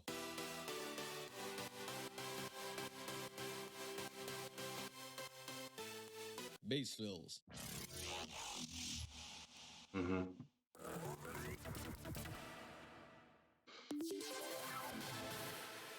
I guess some people don't sound design those that often and mostly probably just use samples. And here's the build-up all together.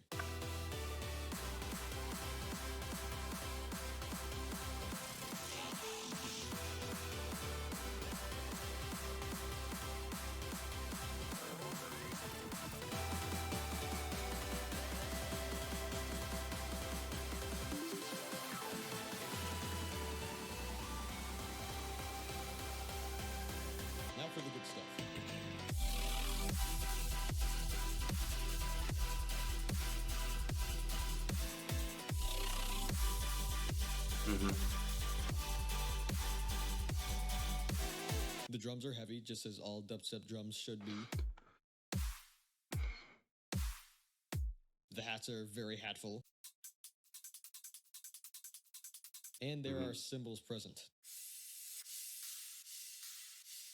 Full drum beat. Triplets are literally the best groove. Don't at me. Continuing on technique 3, the first bass hit uses the growl from my growl tutorial, which you should watch after this video. Yo, growls have got to be one of my absolute favorite dubstep basses of all time. I get this sort of visceral satisfaction from it. This is kind of a tutorial, so here's what I'm making. I would have just used one of the pre-made impulses, but I decided to make something more complicated for this. It's just a bigger chord. Number 4, resonators. Wait, what? Continuing should on sound technique crazy. 3, the first bass hit uses the growl from my growl tutorial, which you should watch after this video. Yo, growls have got to be one of my absolute favorite dubstep basses of all time. I get this. I would have just used one of the pre-made impulses, but I decided to make something more complicated for this. It's just a bigger chord. So it's... Are you running... You're running the growl... You're running the chord... No, you're running the growl through an impulse of the chord. Number 4, Damn, I need some kind of convolver You know plugin. FL Studio has a resonator, right? I learned that from this video, which you should also watch. Hey friends, do you want to use a resonator like the one in Ableton or the Kilohertz one? But you're a gross FL user like me? Well, have no fear, I have just the solution for you. Patcher. Believe it or not, there is a preset in Patcher that's exactly what you're looking for. Huge props to Yulian for making it, for all of us to use for free. Provided you're in FL Studio. What you're going to want to do is find the resonator in these patcher presets and apply it. Next, under your bass, select MIDI out and put whatever chord you want in the MIDI.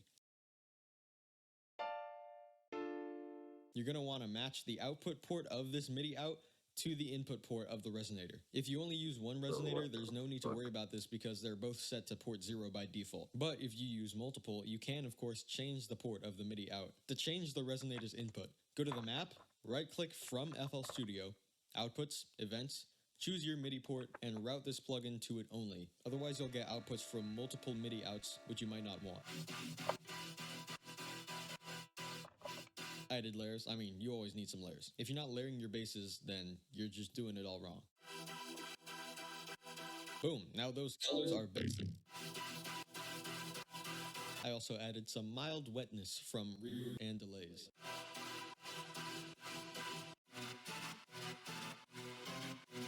Gotta add some piano stabs as well.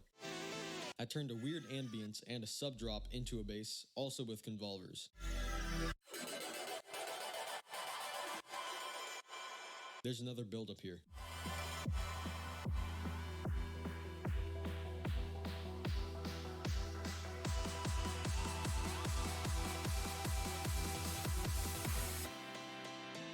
For the second drop, I switched up the drums a bit. Next, I'm reusing technique 3 on some machine guns, yeah, guns and whatnot.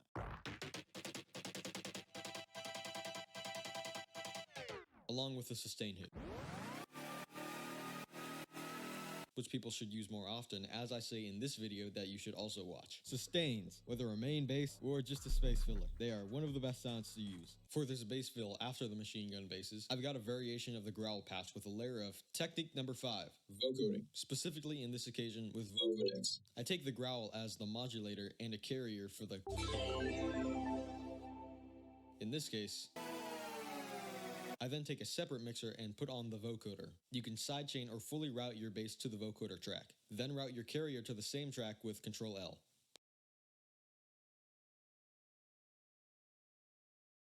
Pull up vocodex, set this one to 1 and this other one to 2, and make sure you turn off draft mode. Having draft mode on will make your bass sound different after rendering, and you don't want that. I had some major problems with that a while ago, and if I can make sure other people don't, then that would be great. Mess with the knobs and whatnot until you get the right sound. I use the reverb for the growl's transitions. For the bridge, or whatever it's called, I've got tons of sine wave bloopy stuff.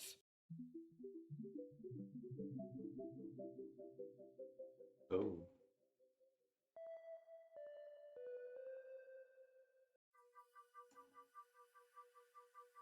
and a lead solo.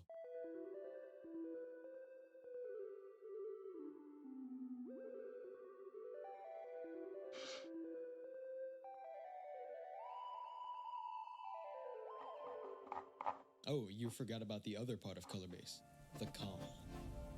Psych! Maybe someday I'll do the calm, but for now, different genre. This isn't a video about melodic dubstep, so I'm not gonna go in depth, but here we go. In this build-up, I've got very epic war drums.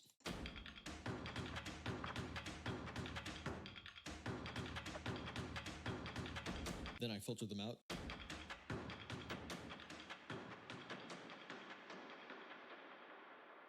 I do a similar thing with the kick and my mini snares. I've got a piano.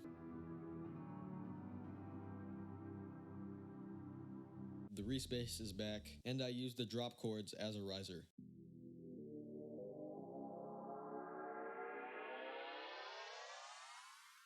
Along with some other effects. I was just looking for convolvers so that we can do those in post techniques. For the drop, I reused the lead and added an ARP.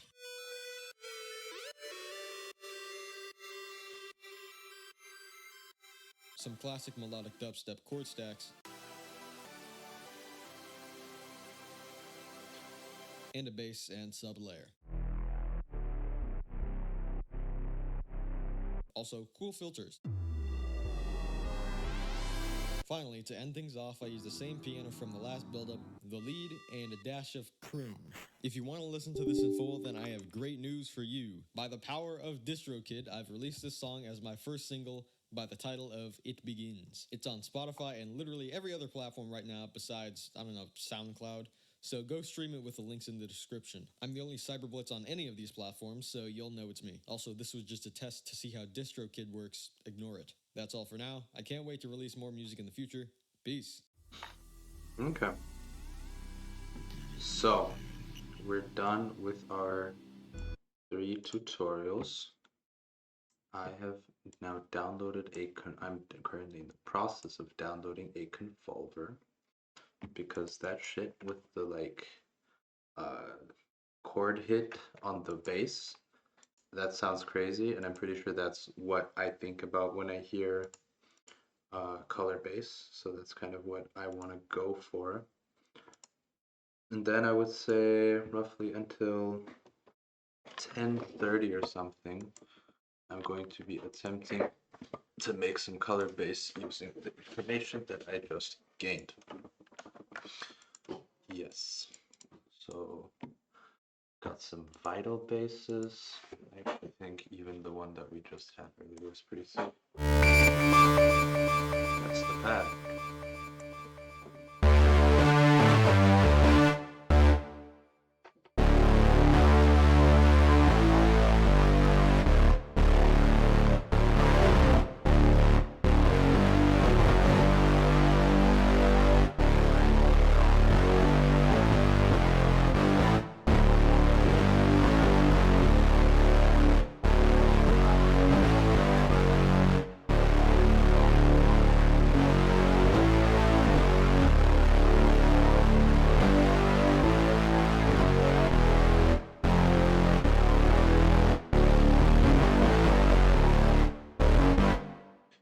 Some kind of like that vibe. Yeah, so let's get started. I think we're gonna make some chords first though. And this, I don't know about this pad. Whoa.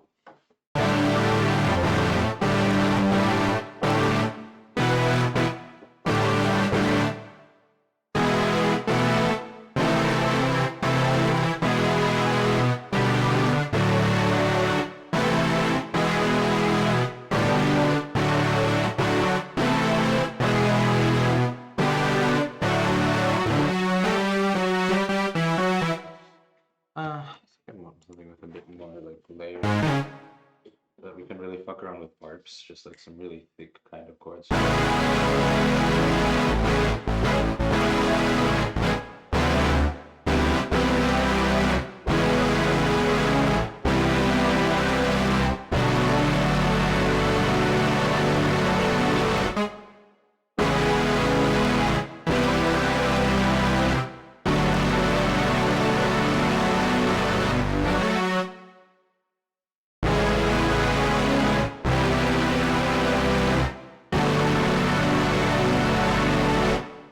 can run with that. Let's maybe hear it on the pad instead.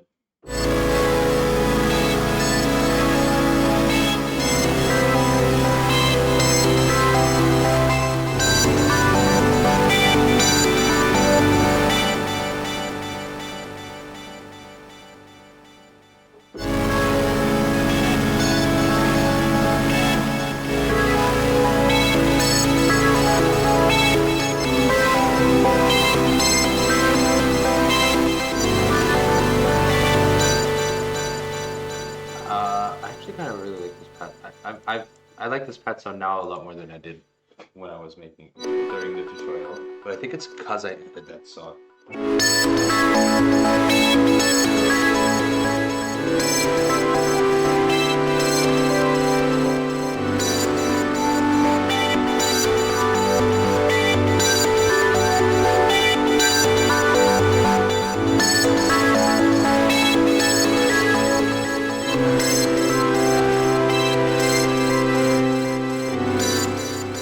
That's a nice vibe. Maybe we can get a little bit more flavor out of this. I feel like this sine wave, boring. Get something weird. No.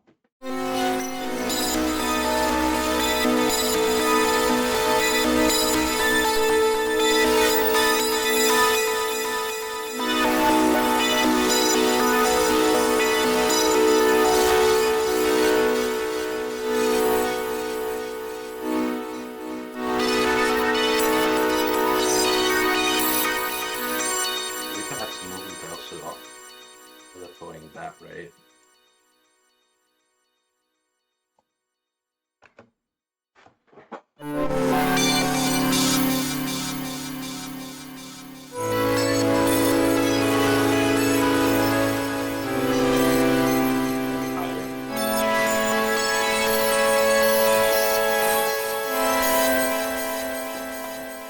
This steps less often.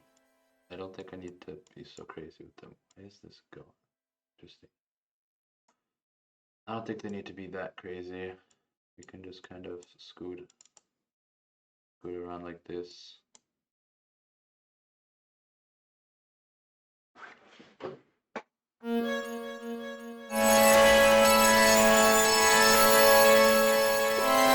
also don't know if I actually like the delay effect that was put in. It's a bit much.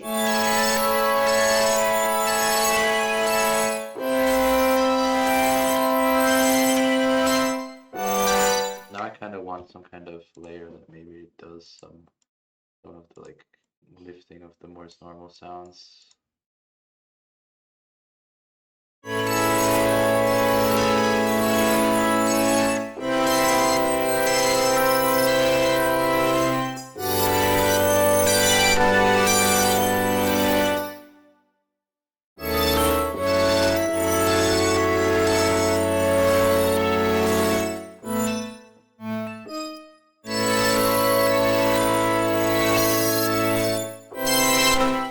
It's kind of interesting.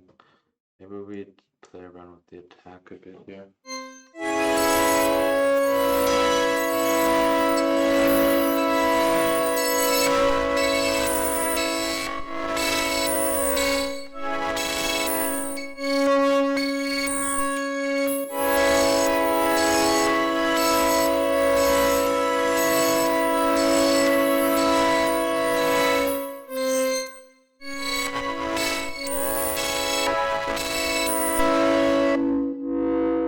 I felt like too much distortion on this.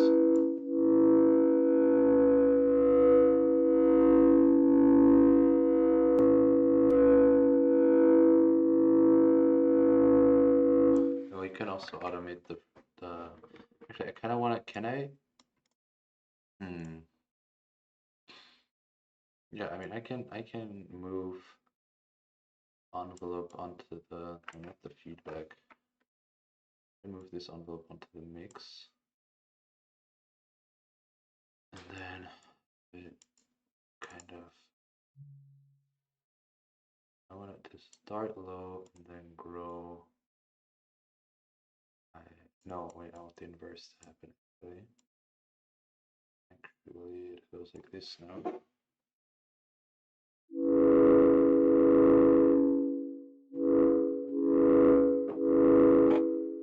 Then this needs to have a fuck ton of release.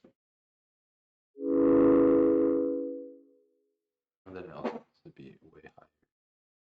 The feedback and center options, I think.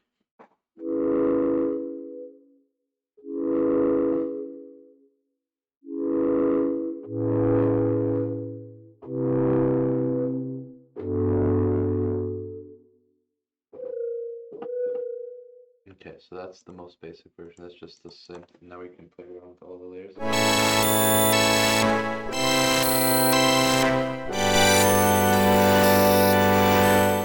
I now understand why that comes fast, but maybe we can get this really fast then.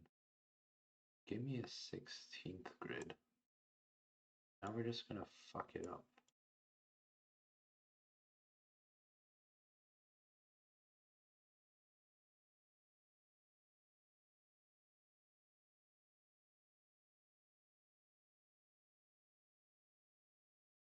Way down here. This one goes up here now. Oh no. What's this one do? Stay up here. That was, it resisted. They want this to be quicker, right? So I made the thing shorter. For fast changes. How does this sound now? Okay, I actually like exactly this rhythm quite a bit too. Goes da da da da da da da da da da. Maybe we can start higher. Go up. First by shorter steps to the same note. Then gonna need some kind of turnaround since we're playing threes in a 4/by pattern.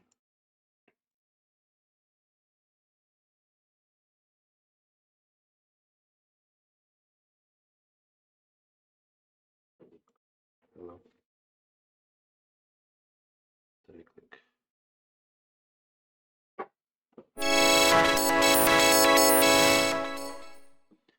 Yeah, I can get behind that. Then do like a really boring ladder. Maybe cleanest dots you've ever seen. Right here. Boom. Up, up, up. So. I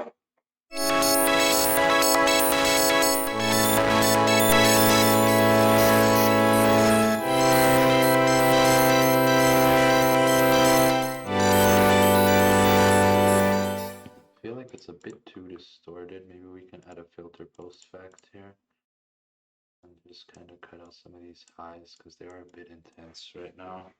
So I feel like that's kind of almost the color pick too high. The highs are just crazy.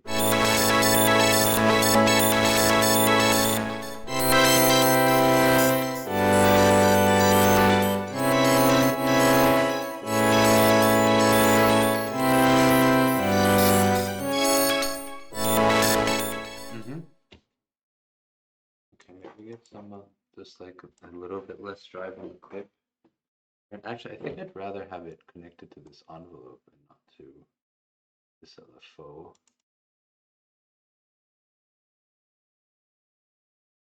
This, and then also have this same kind of concept with the reverse, like this.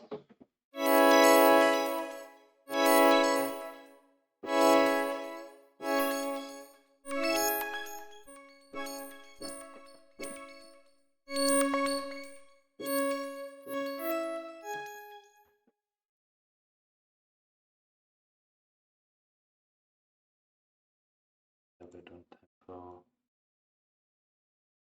I think I'd want the mix to also be controlled by the same. Really kind of.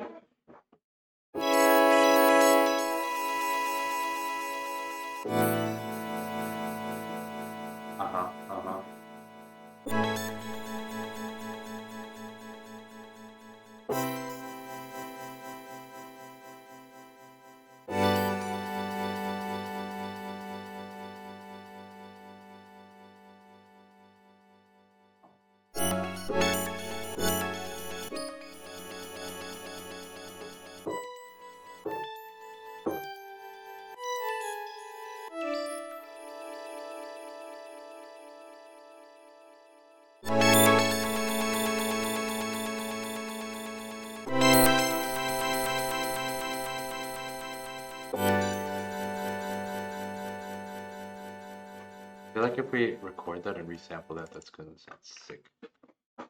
So, just gonna try that.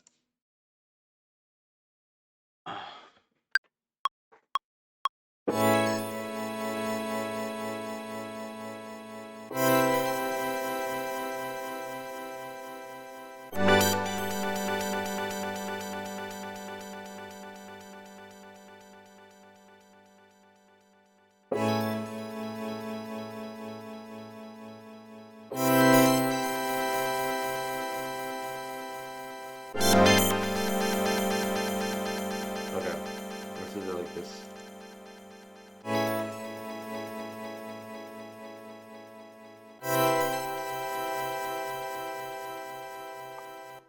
Just get it roughly all on the grid here. So we don't fuck around with the one.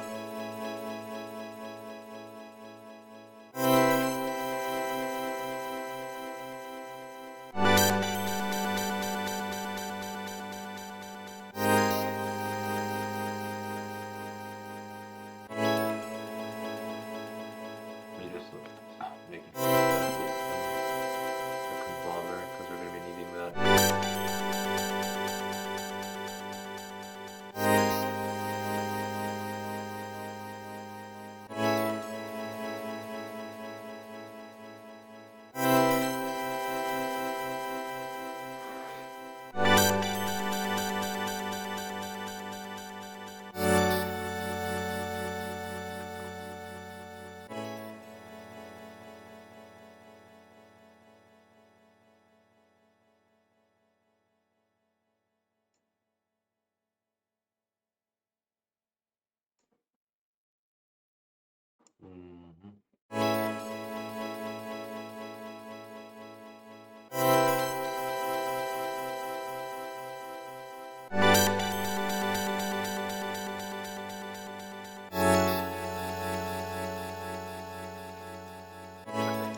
If I freeze this, then I should also have impulses to work with, and now we can try it and see if we can find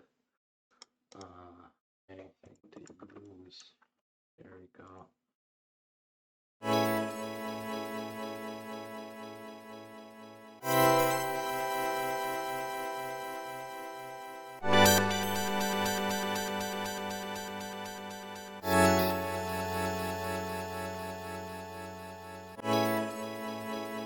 That's pretty. Okay. Then I'm just gonna to kind of play around with it. I'm pretty sure I have some like a sucker pack. Like a bunch of weird sound design girls. I just want to see how the convolver works, how that sounds.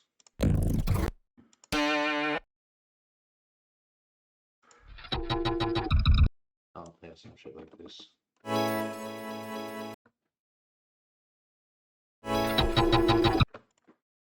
Now we need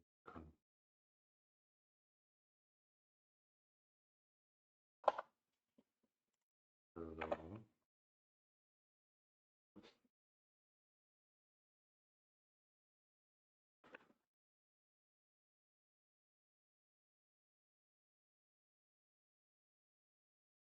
Convolution.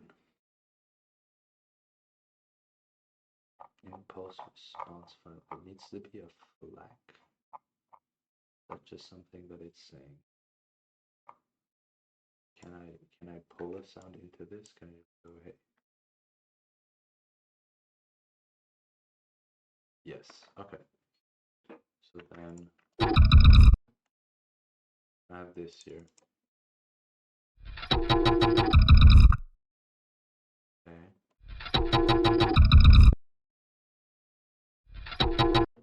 That's what we need.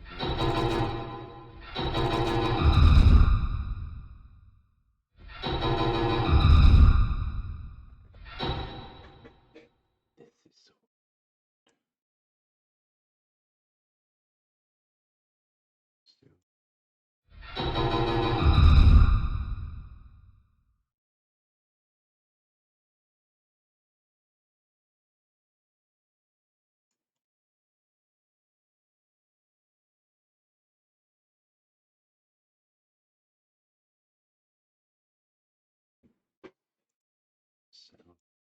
plates, what do they do? This doesn't have the same huge effect, I feel.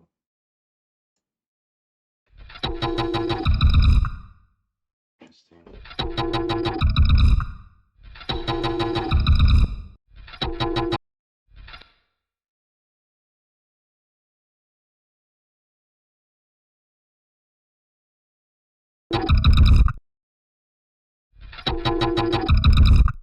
Okay. Let's try that other thing with the pitching the notes or the EQ with the notes. I feel like that's pretty applicable. That's an interesting just processing technique. I'm sure that sounds cool as fuck. Can figure out what notes we're on. So I'm saying that this B4 can add all of it here. B4 on 490. So just 0.88. And I have like the table open. So that's where I'm getting this from. Okay. So that sharp cues though. Very sharp cues. Okay.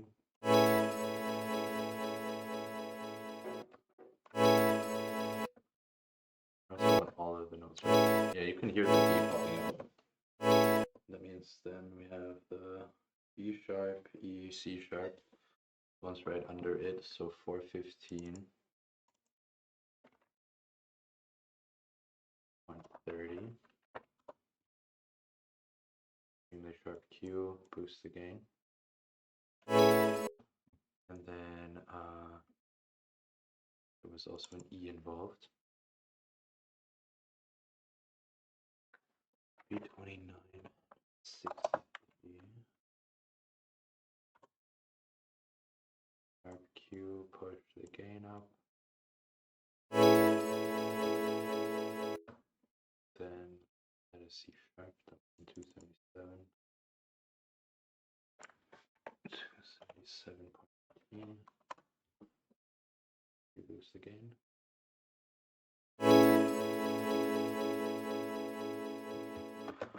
Then about an octave down, it was a more than an octave. 110. That I could have known, because A is obviously 440. Okay. I think all of these need to be louder, and also I think I need to make a push off here to push them all.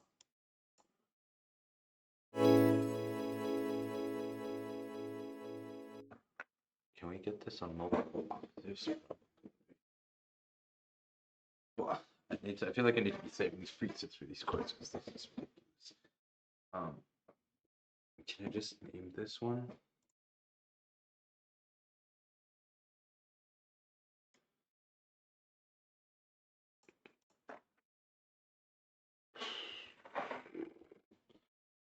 Well, that's not useful. That's not useful at all, actually. Okay, but I can move this an octave up simply by it. The question is, do I want to duplicate? Yeah, we'll do it. I kind of want to do it in the same one. So then I need A3. That's probably the easiest part. 20. Now that I think about all of these, it's going to be a bit tedious. Does it sound? Yeah, that's like it is that color-based aesthetic though. I really want to do that. That's it. Kind of it has the like roundness to it. So we need to get the higher ones as well, which means I need on C sharp 4, so I need to start on C sharp 5 now. 550. I mean, I guess we can resonate just all of the. Can we resonate? I'm sure there probably is a way to do this, right? Wait.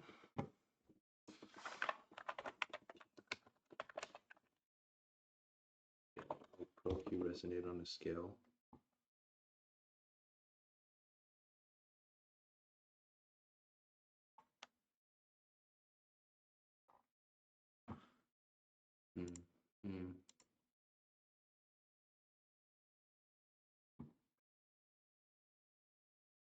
I guess that's not that easy. Then we're gonna start just manually C sharp 554 to 37. Tight Q, push the gain.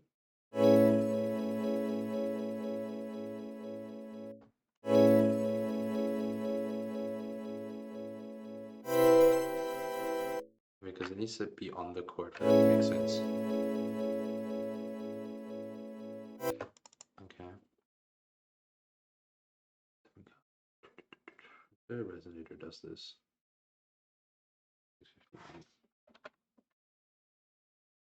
I kind of actually, I don't know, I feel like this is a good voicing. Don't really need to fuck up too much here. Oops.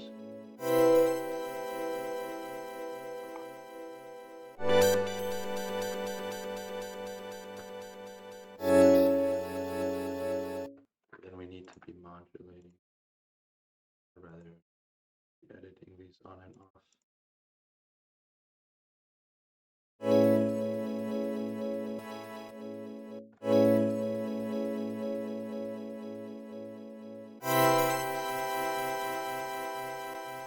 You can duplicate this already because I'm sure some of the notes are shared. Right, this goes also to the B, and it also goes to the E. So we only need to change some of them. Where's my table? Fuck. There it is. Okay, then in this part, the second one, that's on the second chord.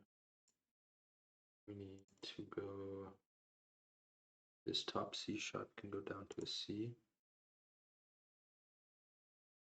So that's gonna be 523, not 25.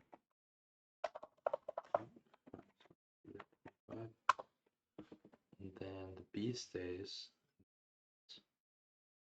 We're playing, it's from a G sharp to a G. So this 415.30 can be down to a 392. Okay, and then the E stays the same. And the C sharp on the bottom also moves down to a C. So that's 26.1.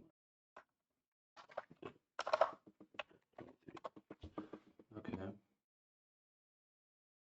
And the A bass moved up to a C. So this one, this point, we can delete this one. And then this low A can be moved up to a low C. 30.1. Okay. Hoping this just sounds cool.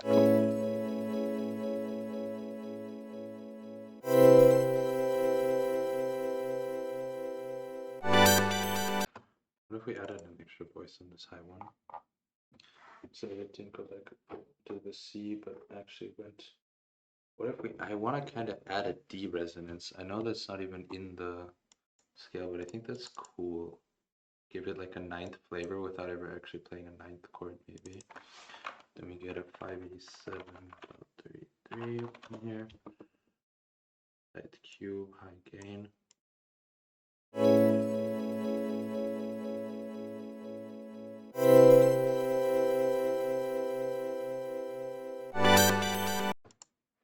Where does this one sound better?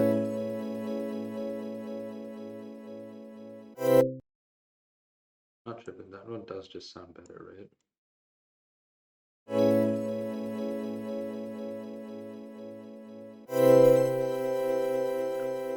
guess it's a timing thing. This timing is super clean.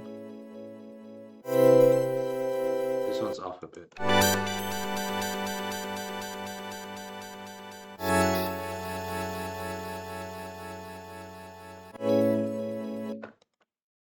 Are these all? They all start on exactly. That's probably why it sounds so much better. We'll quantize this. You can quantize everything honestly in here. That's fine, and then we export that.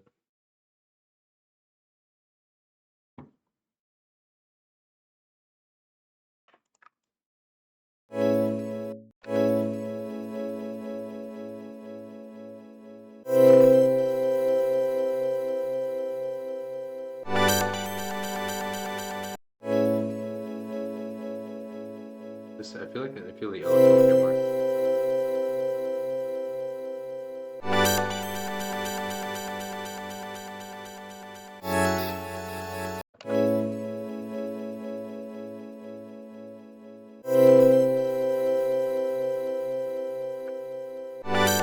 I'm not tripping, that's definitely LFO differently. Okay, but I'll just manually insert this LFO on top though. Just go, hey, I would like it to do the same ups and downs.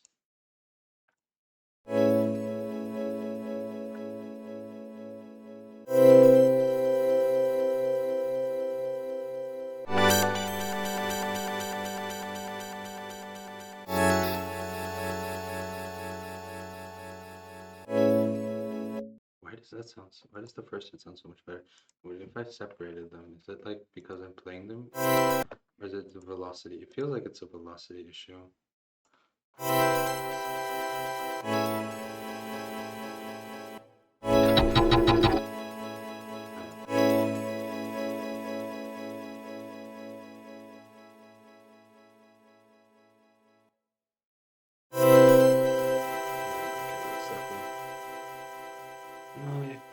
Yeah, I'm not above just copying the velocities over. That's fine. That is what I will do. The velocities and lengths. I feel like the first chord was just hit exactly what I want. So I'm just going to do that everywhere.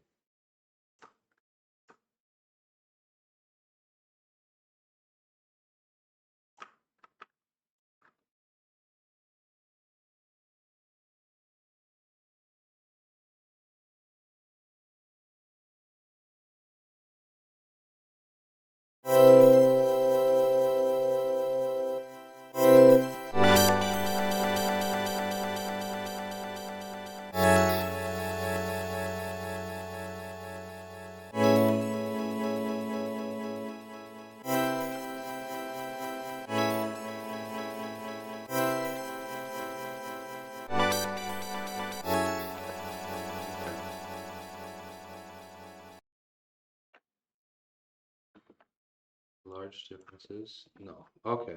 Okay. That looks correct.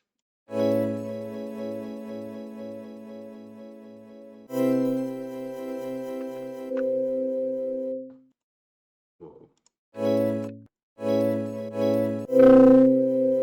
That's too much resonance. Okay. So next one. We have 4 chords. I feel like plugins do this better.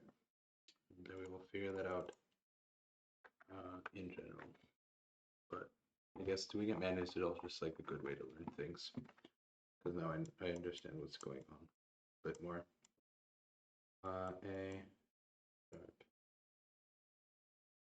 So our pattern so far is we're duplicating the bottom note here. Essentially, we're playing like this. Side B, so this will be up here. So we keep the top B. We don't even move it. For the third vital, this is the third vital. We can automate it on off to be in the correct spot. Oh, that's not what I want. Band 7 used is not the one. It is indeed device on. So.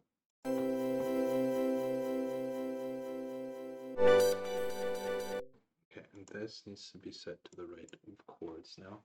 Previously we had the da movement, and now we're just doing a B7 on the top here with a G, it's a G9. So the B on the top stays the same, that's the C. So then we move the C down to an A, which I assume is the 440A, and it is. So this is, oh, stop.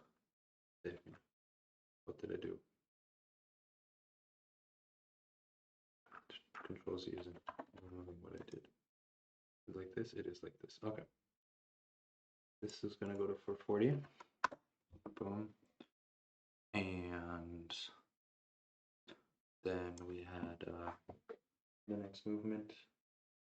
That covers the two top notes. Then we had the G go to an F sharp.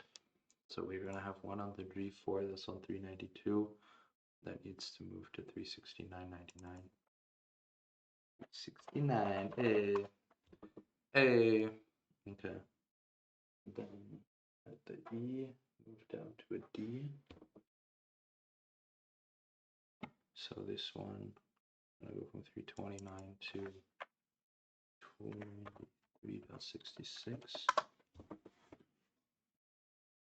And I mean the C moved down to a B. So 261 moves down to 246. This A here. This is G. 130 G. No, it's not a, sorry, it's not a G, it's a C. But the 130 C needs to move down to a G. So down to 98. And I think I'm just gonna knock that out. I'm just gonna copy this over for now.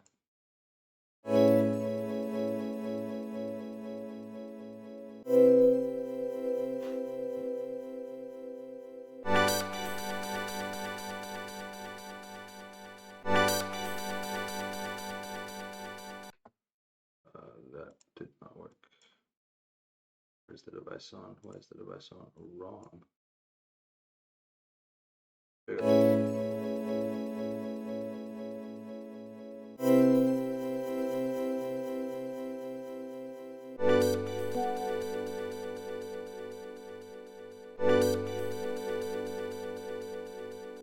No, that sounds boring. I do need the fourth chord.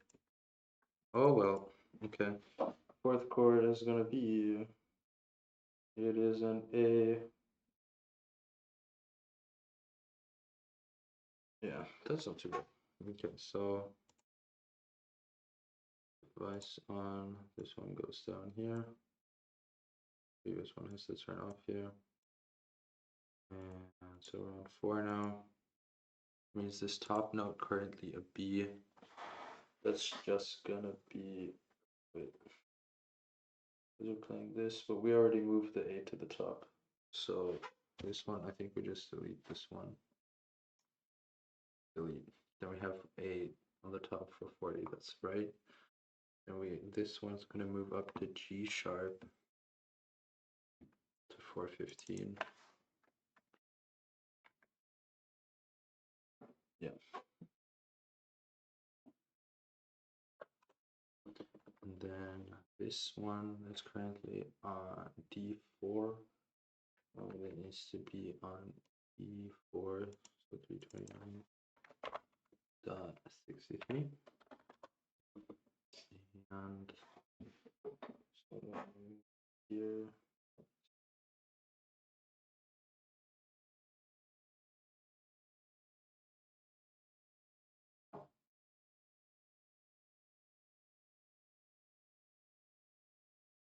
And then the bottom note needs to move up to a C sharp.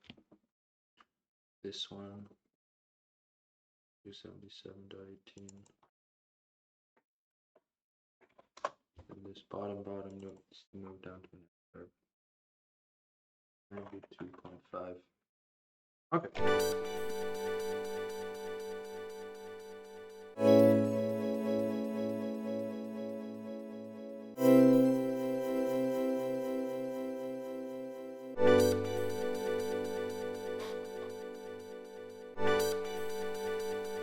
Okay. Duh.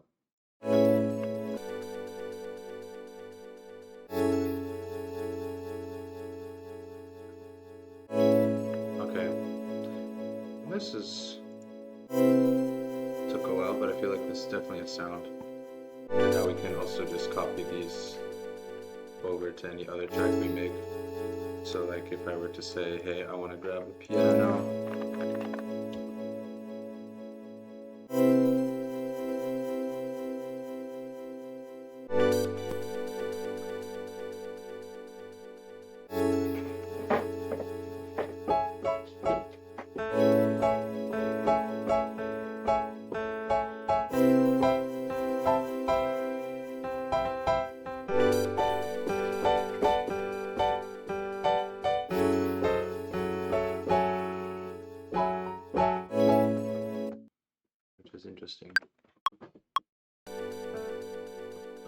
Fuck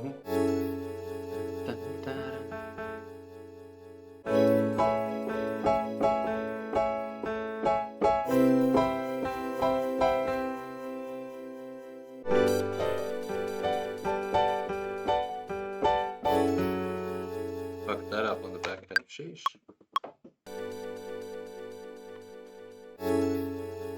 Might need to delete it. It's confusing.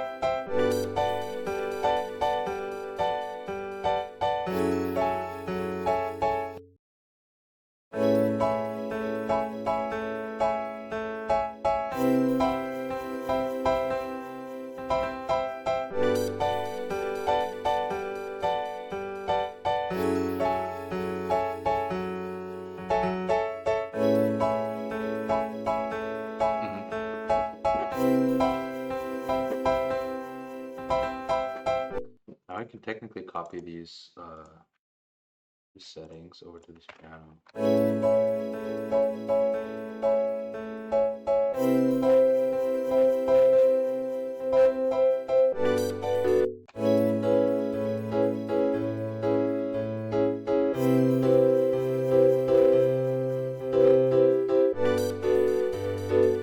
I like that an octave. It sounds dreamy. Kind of a shimmer.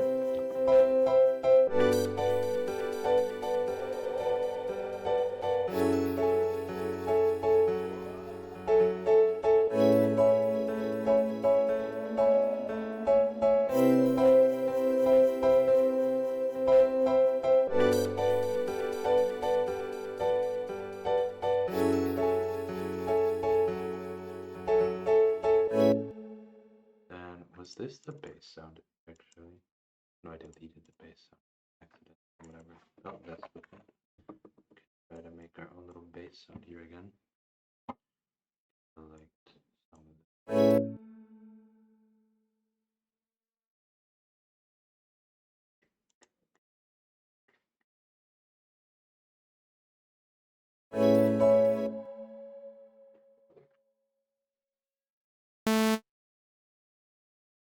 down 12. Fuck it. A bunch of voices. Work it around. Some of that. Some of the smearing. Not that intensely, just a bit of smearing. So, filter. Then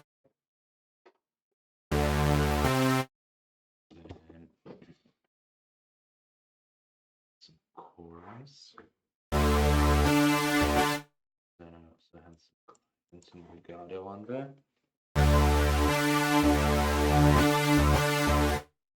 And change some stain options. And we can add some of the. We can automate some of the. What if we LFO the smear?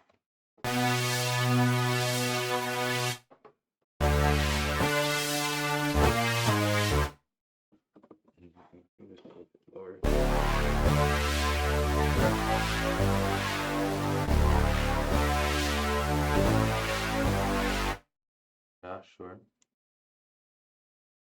Do this maybe.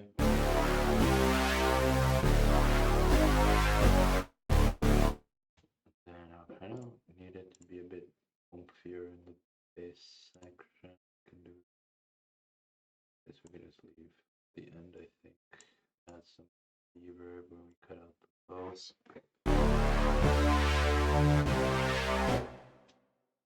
Add some thick distortion. I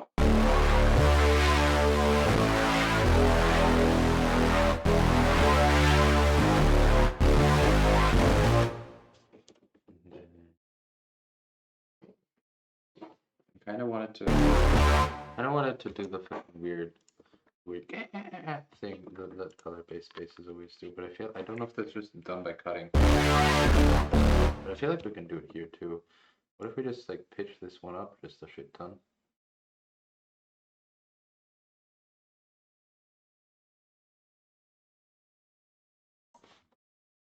Does it not? No.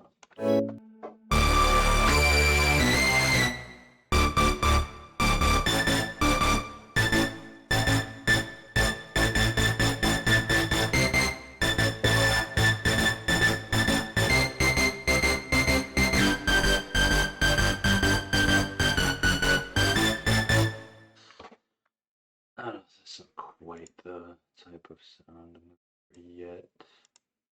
I got something weird going, just like one of these.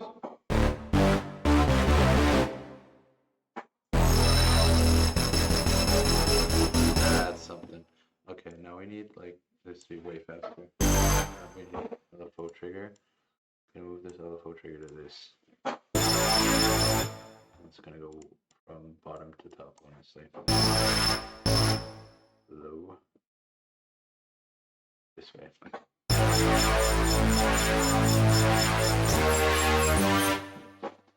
can also set the pitch.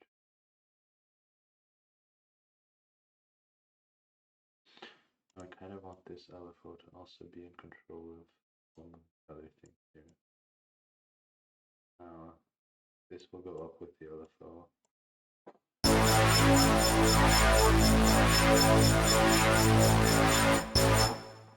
Does this not function?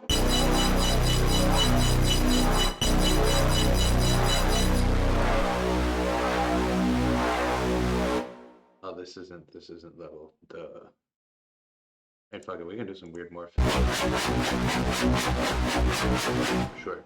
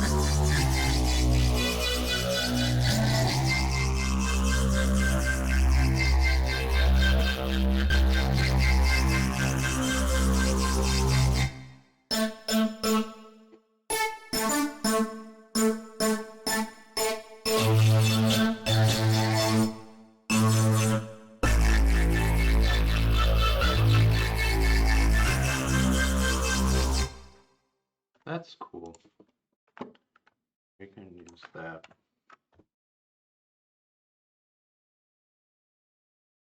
I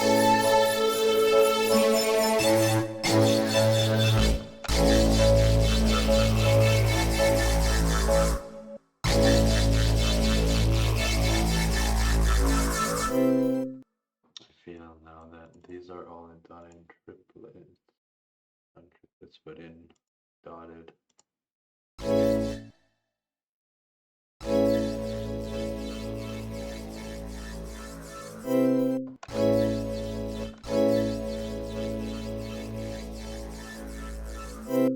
Mm-hmm.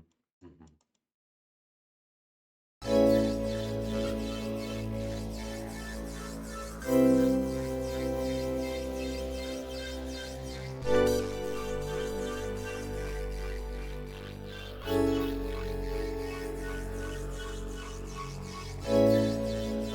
Oh no.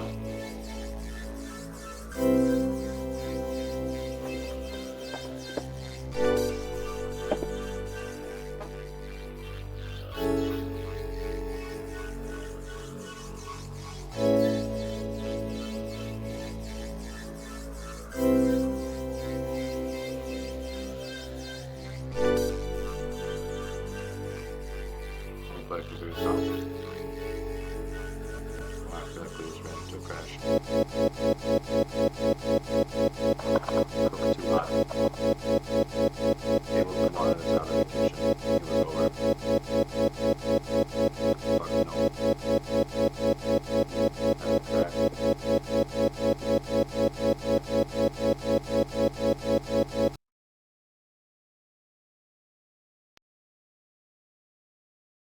I'll open up.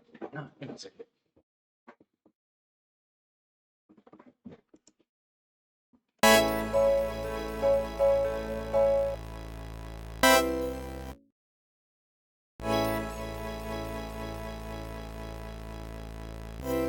Okay, the base is gone.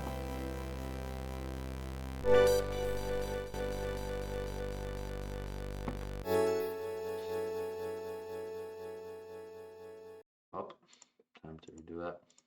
Input dotted and 1/8. That's the LFO.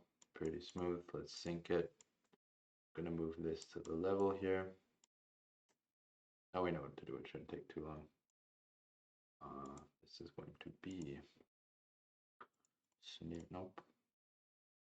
So you know what? Fuck it. We can keep that. Smear it. Whoa. Whoa.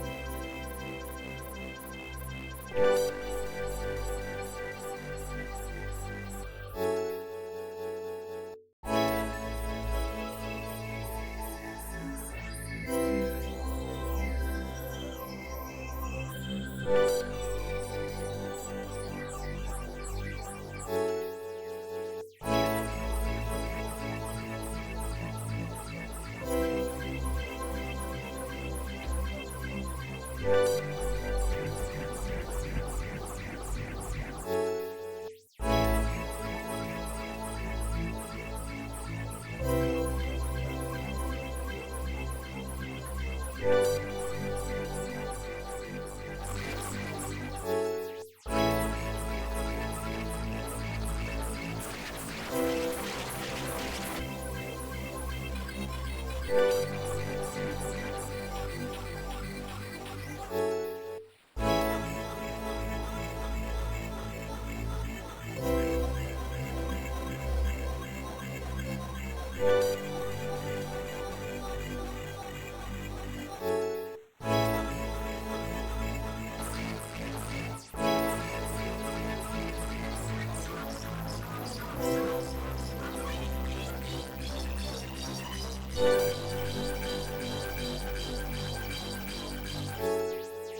combine some techniques here.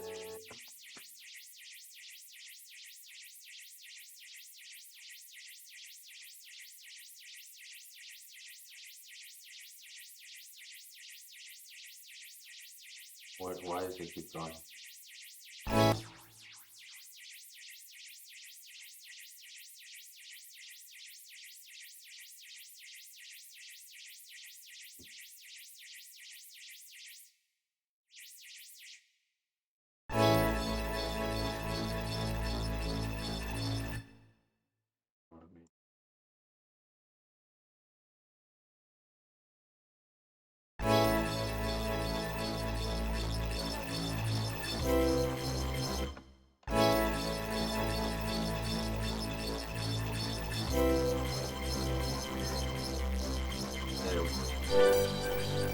Welcome back, Kaizo.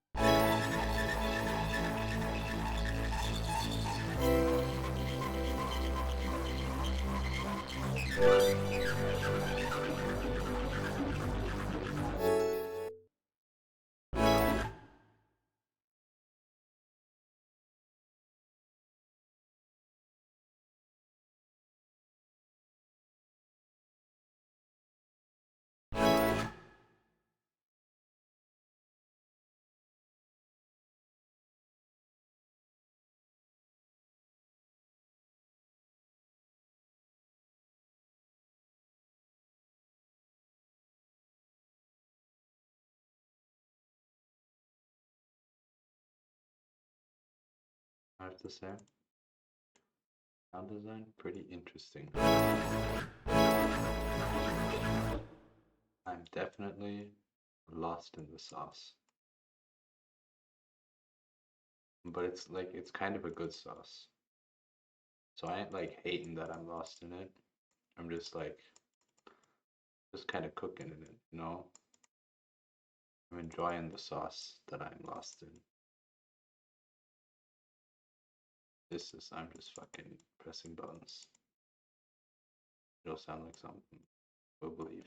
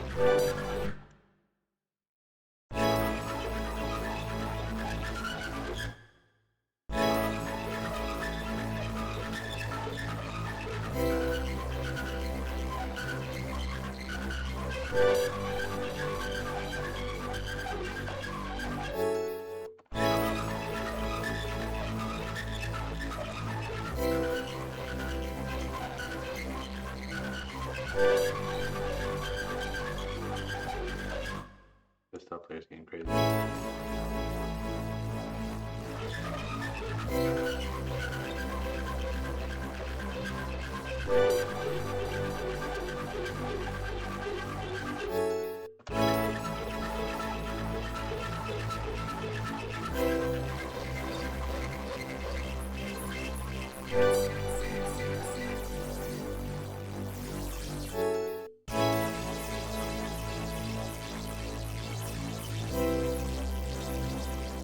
I kind of want to really stab it. Maybe we can get like an LF, we can set an LFO up here.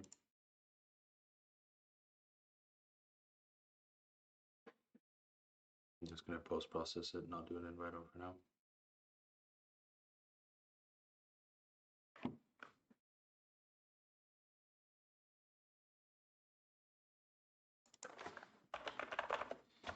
I feel like I should save so that it doesn't fuck up.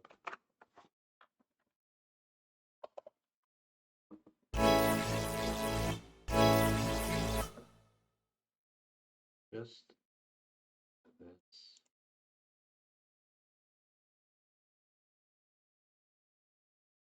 Just that. Yeah.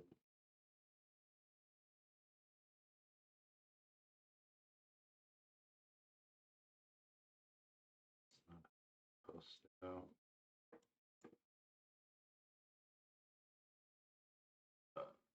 This is gonna be a mix between offsets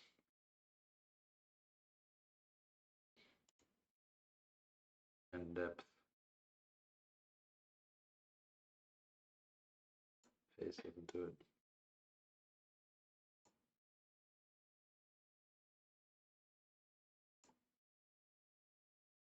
Perfect.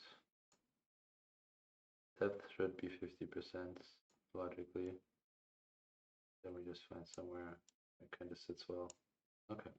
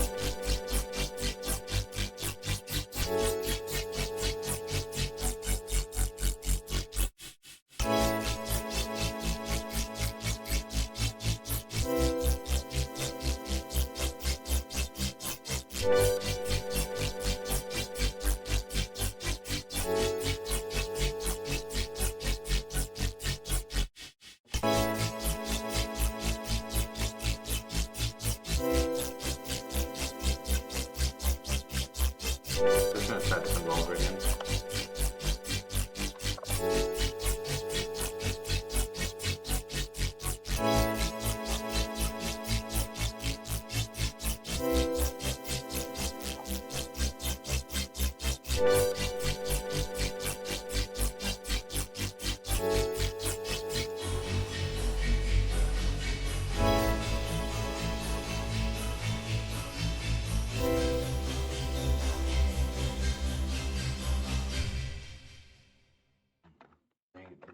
It needs to be separate impulses for each, right? I need to.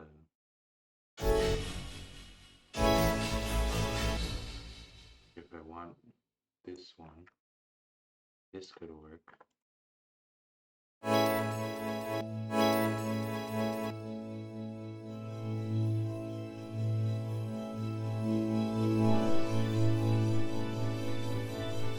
Wow.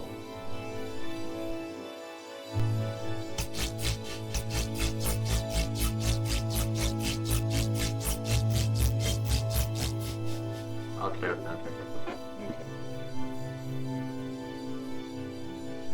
Why does it keep going here? That's interesting.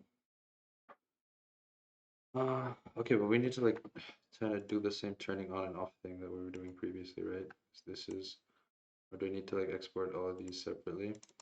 I'm pretty sure, does this even count as like just the audio clip itself? We'll figure it out.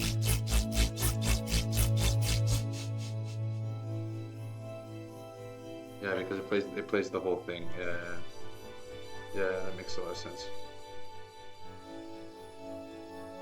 Because that's not what we need.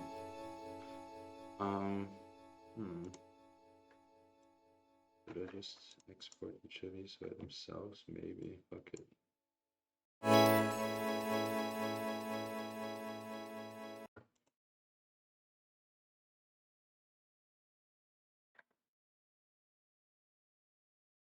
This.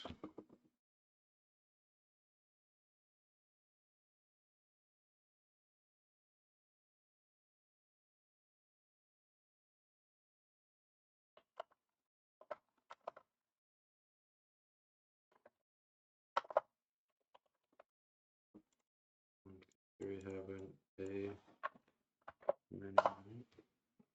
If I'm not mistaken. No, it's an A major now.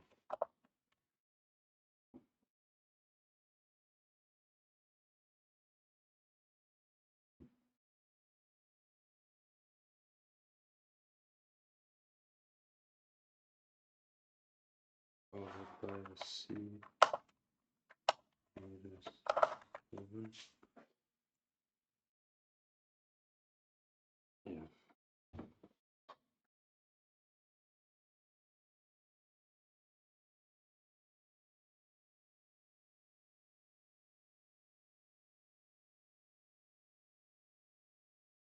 Two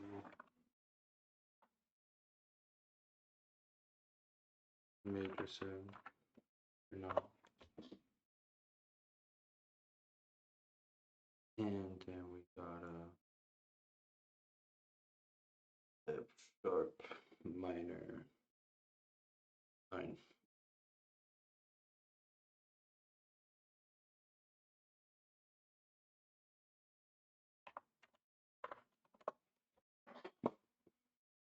So then we need all of the bass impulses.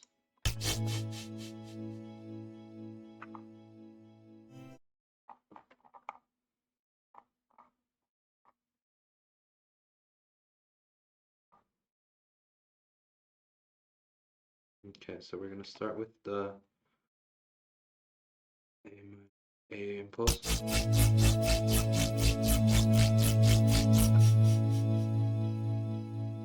It's a long impulse. I think it needs to be shorter. Can we cut that up here somewhere?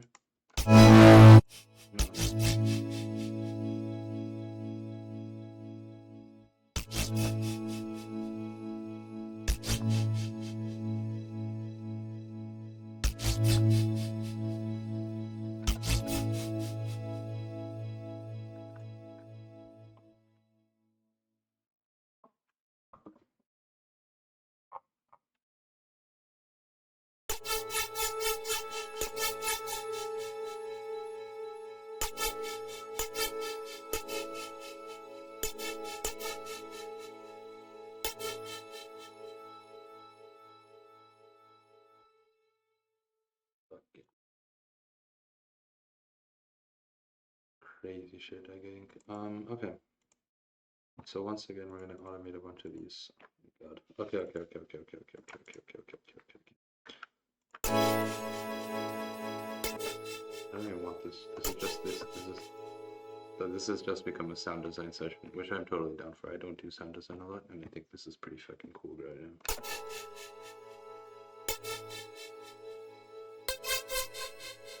See, that doesn't work anymore because it needs to be on the C impulse. We need to turn them on and off.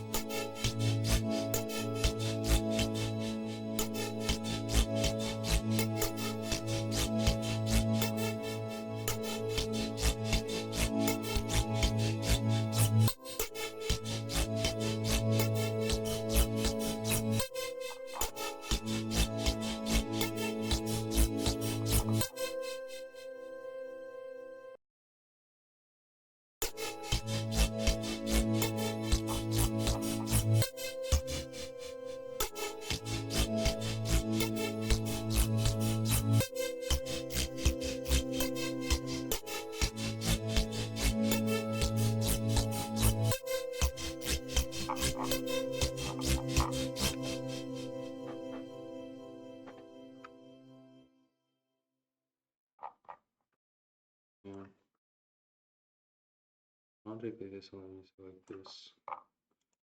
Just then we add like another sub under it.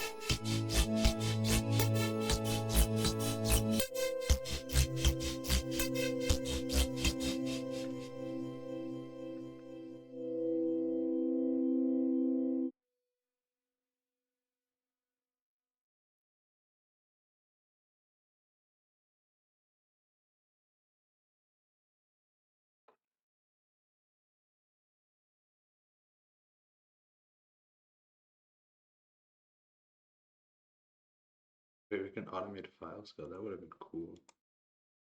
That would have been maybe an easier way to do this. Whatever.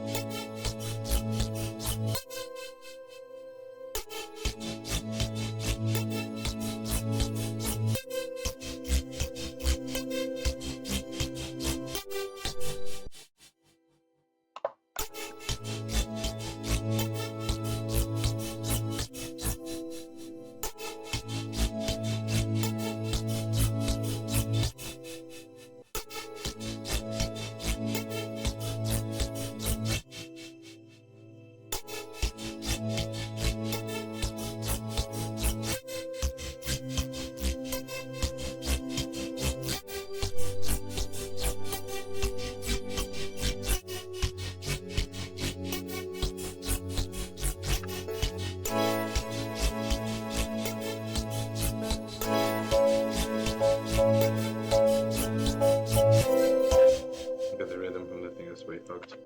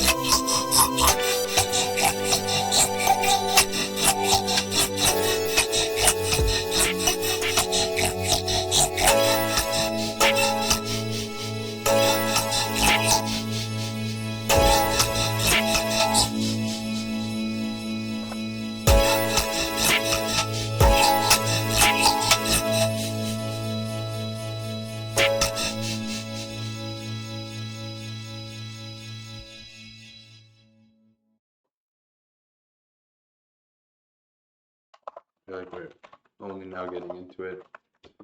But yeah.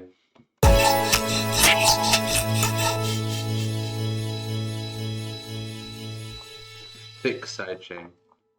It's such a thick sidechain on all this. Oh,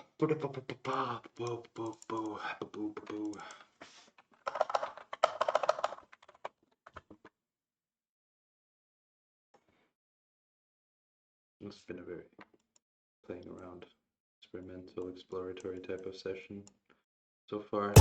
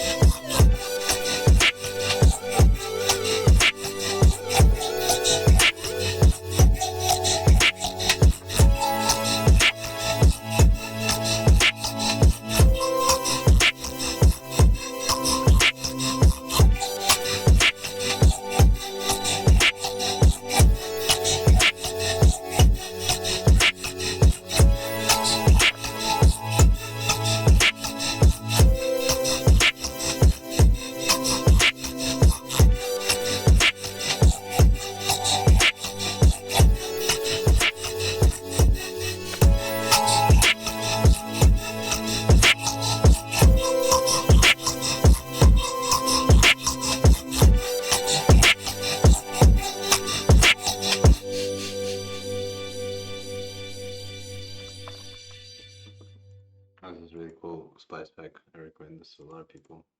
Brain scratch. It's just, I don't know. It's kind of, it's very Calabrese type sounds, I think. Got some cool sounds. All very neuro. I'm thinking about this.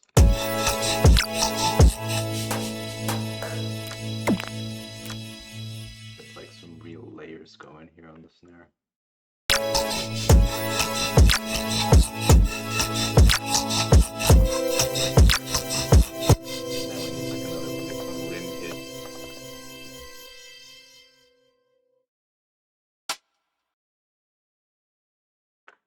Pretty sure we just wrote rim and not rim hit. I would have found more of them. Yep.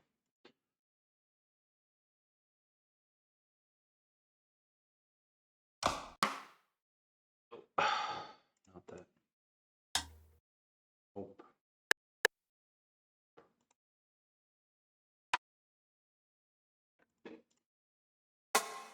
That's the one.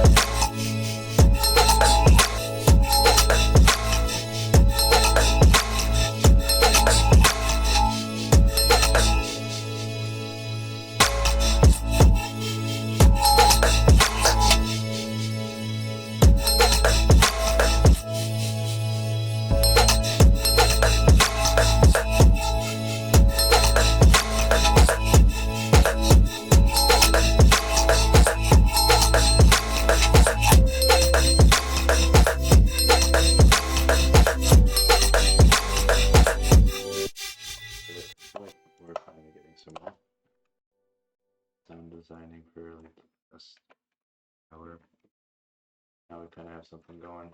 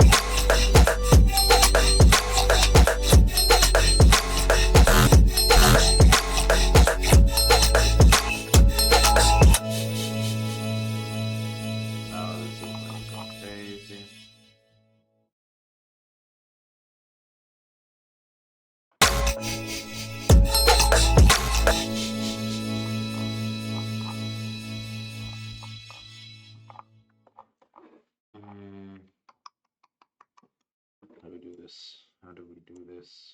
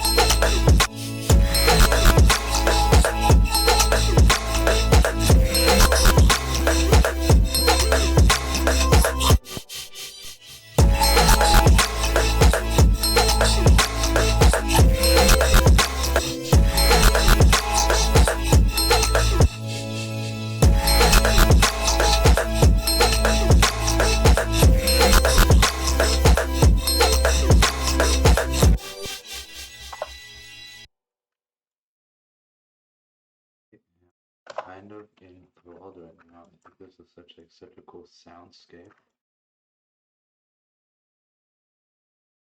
Absolutely lost it.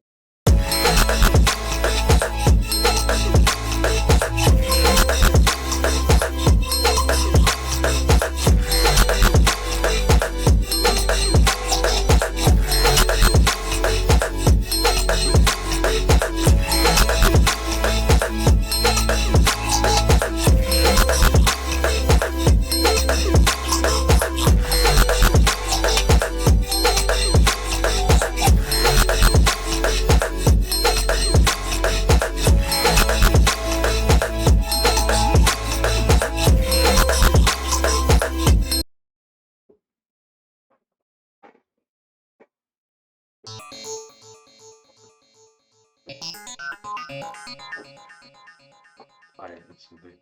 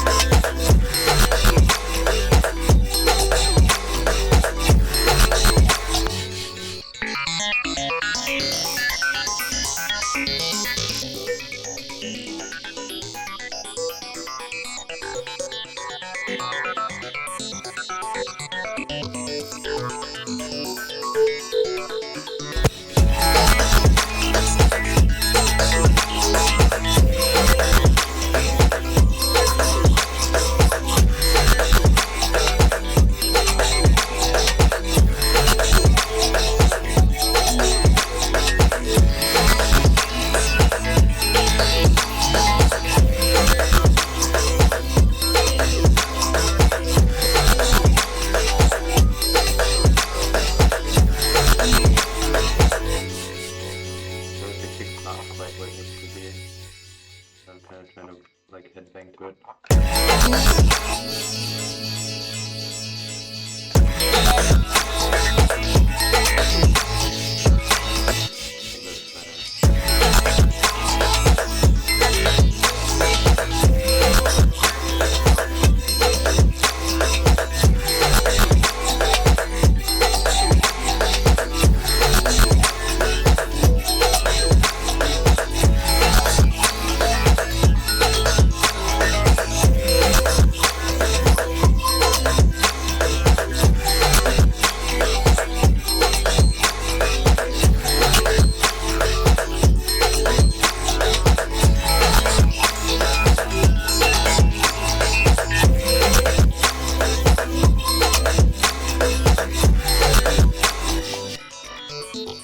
Kind of hits like weird notes sometimes.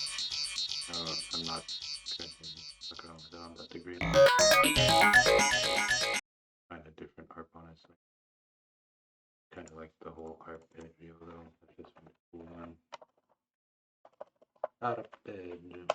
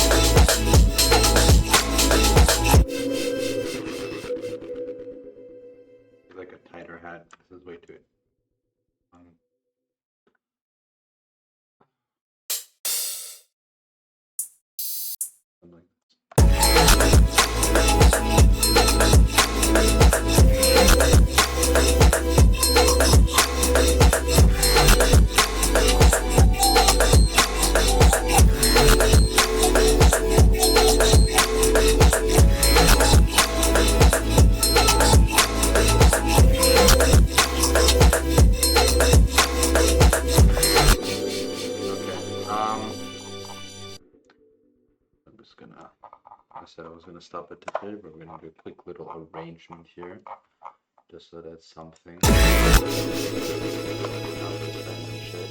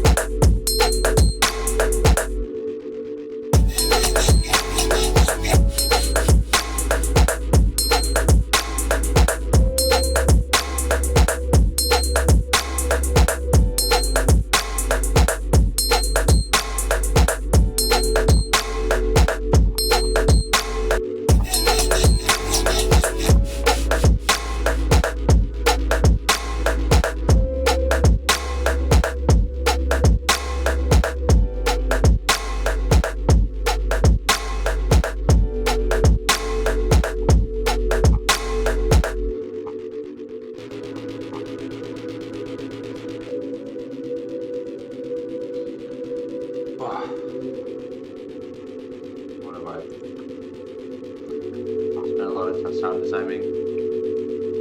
Hopefully this is like a concept. I feel like everyone has, I mean, I definitely know about anything clever. Mostly did that. Also found something that they could do. Alright, there's kind of a sound design.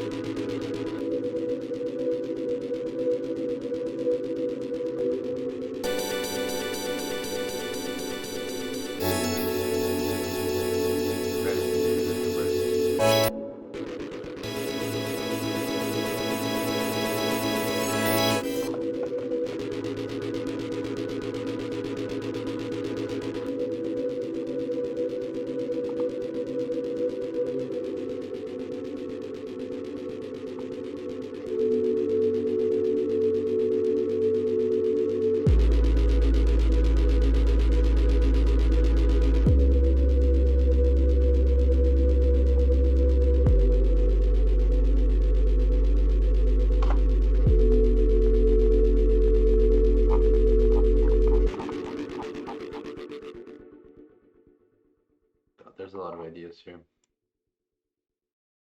I definitely think this is just super sick.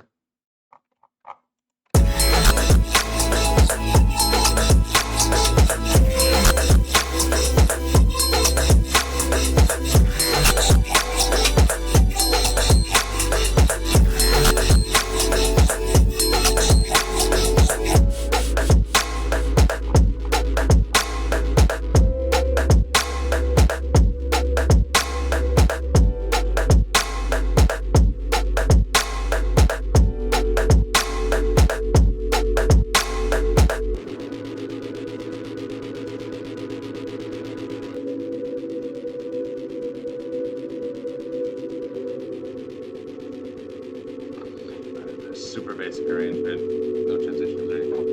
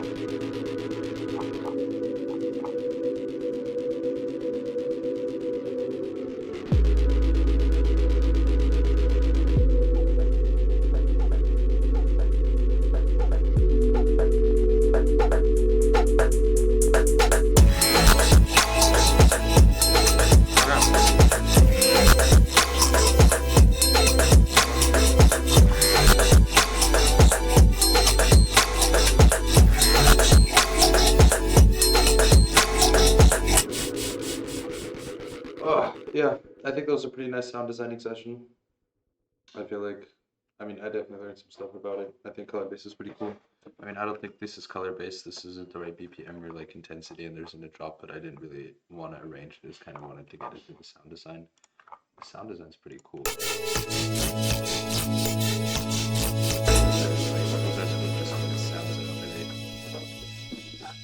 Really got into some of those, like I mean, this one's cool.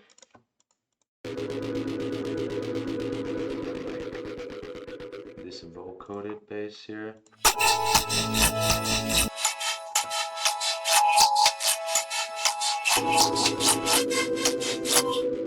Oh, that's pretty cool. Yeah, it dumps on kind of hard.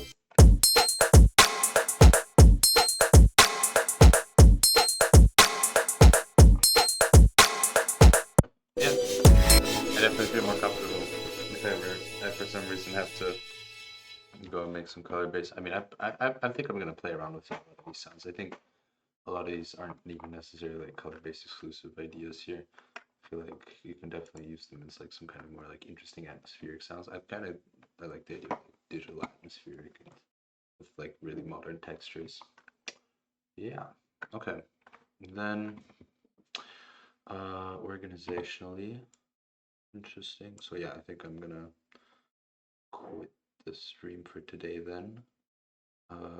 Organization wise, yeah, next stream's on Saturday. Saturday isn't even gonna be anything in particular. I'm just gonna be trying to make whatever music I feel like making at the time. So join in. I think that's also gonna be there's gonna be like more than just like loops. It's gonna be some arrangement ideas, trying to like dig through things, make something interesting.